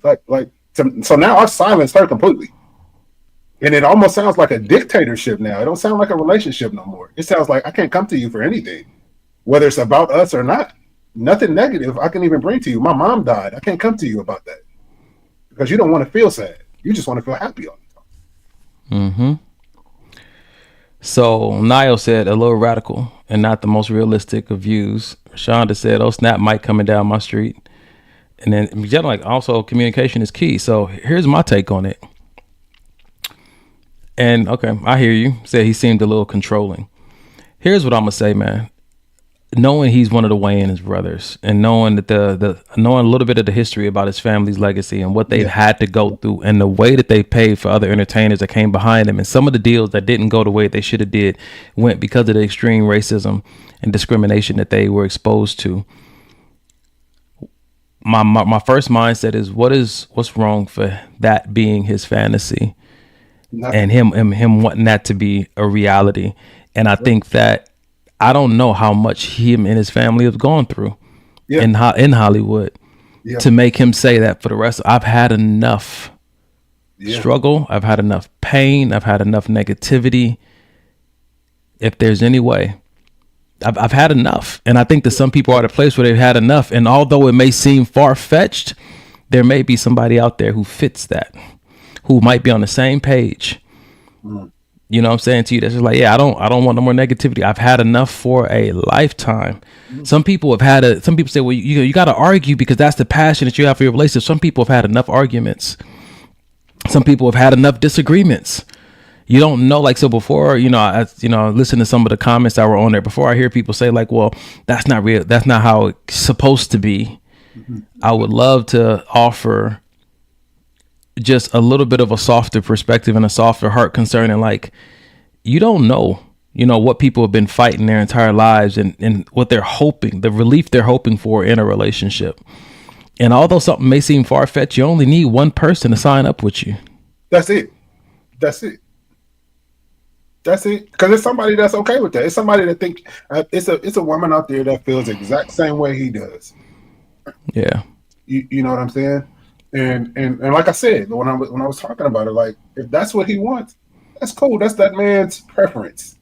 And like you said, he's willing to be by himself for the rest of his life if that's what it takes. To me, that's standing on business. That means you really are about what you say you about. Yeah. And there's nothing wrong with, I think sometimes we hear, I want a man that's clear on what he wants. But then when you hear what the nigga wants, right, you immediately want to tell him, well, that's not possible. It's not for you, sweetheart. And it's okay. But don't get in the way of somebody else who's coming through and being like, yeah, I could do that. And I think that's where we end up sometimes in relationships with people who want something. And instead of backing away because we can't give it to them, we try to convince them to want something different. Yeah. I know you want that, but here's what I can offer. And this is better because this is more realistic. But who are we to say what's really realistic? Because your perspective is the only reality you'll ever know. And so I remember I used to be very judgmental as a coach. Like, nah, man, that's not really possible. But as long as I said really possible, that meant that it was kind of possible. Right. You know what I'm saying to you? When you realize that you're not trying to be everybody's cup of tea, you wonder how some of these strange couples got together. Because there were some nuances that complemented each other, and it didn't have to work for nobody else, and it didn't have to make sense to nobody else. And so while I'm very particular nowadays when people say, well, that's not cool, you shouldn't, I'm very particular how much I take that stuff to heart, because it just takes one person. And if that's where my heart is set, I don't think that it's in my best interest to try to guilt somebody and think like, well, you just need to go to therapy so that you will understand and accept the reality that the people around you accept. Yeah. I'm not saying you don't need to go to therapy, but I am saying that, when I hear these kind of things, I do like to take in consideration what I've gone through and why I want what I want and how I'm okay with where I am and just me. But I also understand that I've been okay in plenty of situations and God said, yeah, but that's not what we're doing. Come on, man. I was okay with paying my car off and stacking my money. I was so okay with that. And God said, now that your car is paid off, I want you to give the car away and we're going to get you inside of a loan that's twice as much as a note you just got rid of. So I'm not going to fight God on that, but there are times, you know what I'm saying, where you be honest with yourself. Like, this is what I would prefer and this is what I'm waiting for. And if God don't say nothing different, then that's what I'm gonna keep waiting for. And I was talking to one of my friends just a few weeks ago, and they was like, what's the foundational insight you have on relationships? Because you've written a book and you've said a lot of things, you've contradicted some things, you've gone back on a few things. He said, what's the foundational thing? I said, the foundational thing was wait your turn. And I said, I want to get back to that. Just wait your turn. Because all this other advice starts to sound like magic spells that you can speak and cast on the situation to make it work in your favor. But what resonates deep with my soul is wait your turn and just be ready when your turn shows up. So, well, all right there, Rashonda, y'all helping me tonight. Maybe this will help. Will this help you? Don't forget the maybe, baby. Don't forget it. All right. So let's end the show with this video right here, man. All right. I'm single. I'm open. I'm not actively looking. I'm not like, I need a husband. I need a man. I need a relationship. You need a husband? Ooh. You don't think you need someone to be your covering? You can't fake yourself. I'm actually thankful he's kept you hidden. Wow. Oh, Lord. Don't make me cry. It's okay. Things that are hidden are protected and valued. You're not in the safe if you're not worth anything. That's the enemy lying to you. And I see you, your smile, but also see deeper. I see the hurt. I see the loneliness. That's why I came. He loves you so much that I fought to come here. I didn't come here for that book. Oh, God. Listen to me.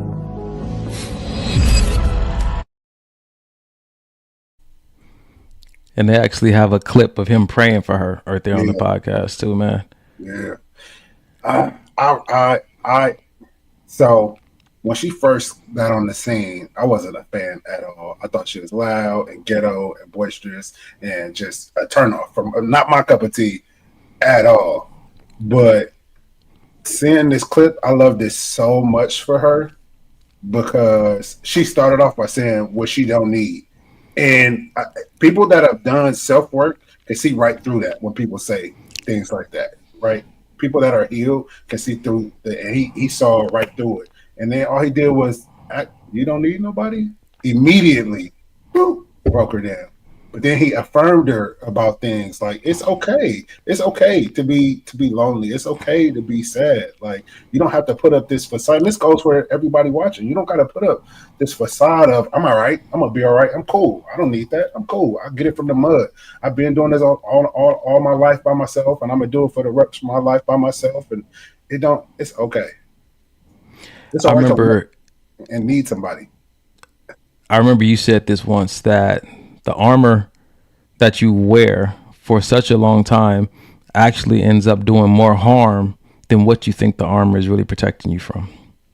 Man, godly. It's so true. And that armor could be in those words like, I don't need this and I don't need that. And it's this toughness and this independence that you're wearing in areas where you would love companionship and love support. But because it didn't show up the way you wanted to in the past, or maybe because we fell for the okie doke in the past and wolves in sheep's clothing in the past. And now I'm permanently fixated that it could never be any different. And so I have to force myself to believe that that's not an area where hope is possible. That's not an area where love is possible. That is icing on a cake is not a necessity. And the whole time we know that it's a lie that we're telling ourselves, but we have to believe it, because to believe something else is to put us in that same emotional state or same vulnerability to danger and hurt that we were in before. But there's always another way in between that, where there's a hope that we look to in Christ. And I think that's what we miss out on in this life when we either try to make it what I can handle or what I can't handle. Yeah. You live in this lie or you live in this pain. But when you're with Christ, that's where the impossible becomes possible. That's where the sea parts for you. That's where this covering, like his yoke is easy and his burden is light. That's where you don't have to do all the protecting of yourself. Come on, man. That's where you develop this discernment to see through the lies of the enemy where before you couldn't see. Like you said, now you can see it a mile away. There's certain perks that come with getting free in Christ. Yeah. And you can see what the enemy is up to in the works until you don't have the same kind of fear, because you're not, like the Bible says, we're not ignorant to the devil's devices. And that comes with being free in Christ. And now I can see, and now I can do something different. I can move different. I don't have to walk through life, love, relationships, parenting, and career with the paranoia. That's exactly what I was just saying. Like being able to see stuff coming from a mile away, that's like a gift, right? Like that's what I get so hyped when I talk about my relationship and where it's come from, because like I know what the devil was trying to do and still couldn't do and not gonna do ever. You know what I mean? Because of that freedom, because of that removing that blanket of shame, because of not lying to myself and telling myself I don't need this and I don't need that. Like that freedom is a life changer. It's a game changer. It opens you up to living. Because what was I doing before I was free? I'm not sure if I can call that living. Existing. If that. Right. I used to pride myself on calling myself a leaf in the wind. Just going wherever the wind blows me, that's where I'll be. No real goal or no real aim to actually be any place, just wherever. Yeah. You got to guard your mind, and you got to guard your mouth too, because you keep saying stuff out of your mouth so long, your mind gonna start believing that. And it says from the abundance of the heart, the mouth speaks. And so that's why, when I advertise myself as a coach, I advertise myself as a thought life partner, or a thought life coach, because we're going to get down to the nitty gritty of what you're thinking, what you're believing, because that's driving your behavior and it's driving your confessions. And there's certain things that you are forcing yourself to believe that just don't fit, but you're like, this has to fit because it's the only way I can stay safe. And so who's in the fantasy now? Yeah. Golly. Fantasies ain't always about what's going to be, carnally pleasing to me. Sometimes the fantasy is that I have to believe this so I can think that I'm safe. Anyway, at the end of every podcast, we love to give you guys a mental health resource, and that is 988. It's a suicide and crisis hotline. If anything that was said tonight may have touched you in a space where you feel like you need to talk to somebody and process through it with somebody, a person or a support group, you can reach out to this number 988 and get connected to a resource, because you don't have to do this alone. I think Janae said that in the chat. We are not made to do this life alone. And that's not just speaking to the romantic aspect of it. Yeah. You don't have to go through your mental health journey alone. You can reach out to this number, with like many of the people who watch this show have, get connected to a mental health resource, ask the questions. Some people feel comfortable talking to a stranger. If it's not a stranger, if somebody you need, somebody close to you, pray about it and ask God to highlight that person for you. Ask God to refine your circle of friends. It might mess around and be your boss. You don't know. So we want to leave you guys with that resource at the end of the show, because we are done for tonight. This has been an exceptional episode. Mike, I want to thank you for your partnership on this episode, on this podcast, bro. I think I have yet to thank you for how much this podcast has helped me grow as a man, because I was not really aware of. I've been spoiled to have you as a brother and to have you on this podcast, and just eating the fruit of this brotherhood and not recognizing how valuable sometimes a lot of the fruit is. So I just want to thank you publicly for your partnership here, bro. I appreciate it. For me, it's so whoop. Come on, man. You know what it is. Hold on. we back. Now I'm gonna pray this out real quick. Father, let's do it. Thank you for another great podcast, Lord. It's only one thing tonight that I'm asking you for, is for freedom, Lord. That you bless your people watching, even if they're watching it on next week because they missed tonight's show.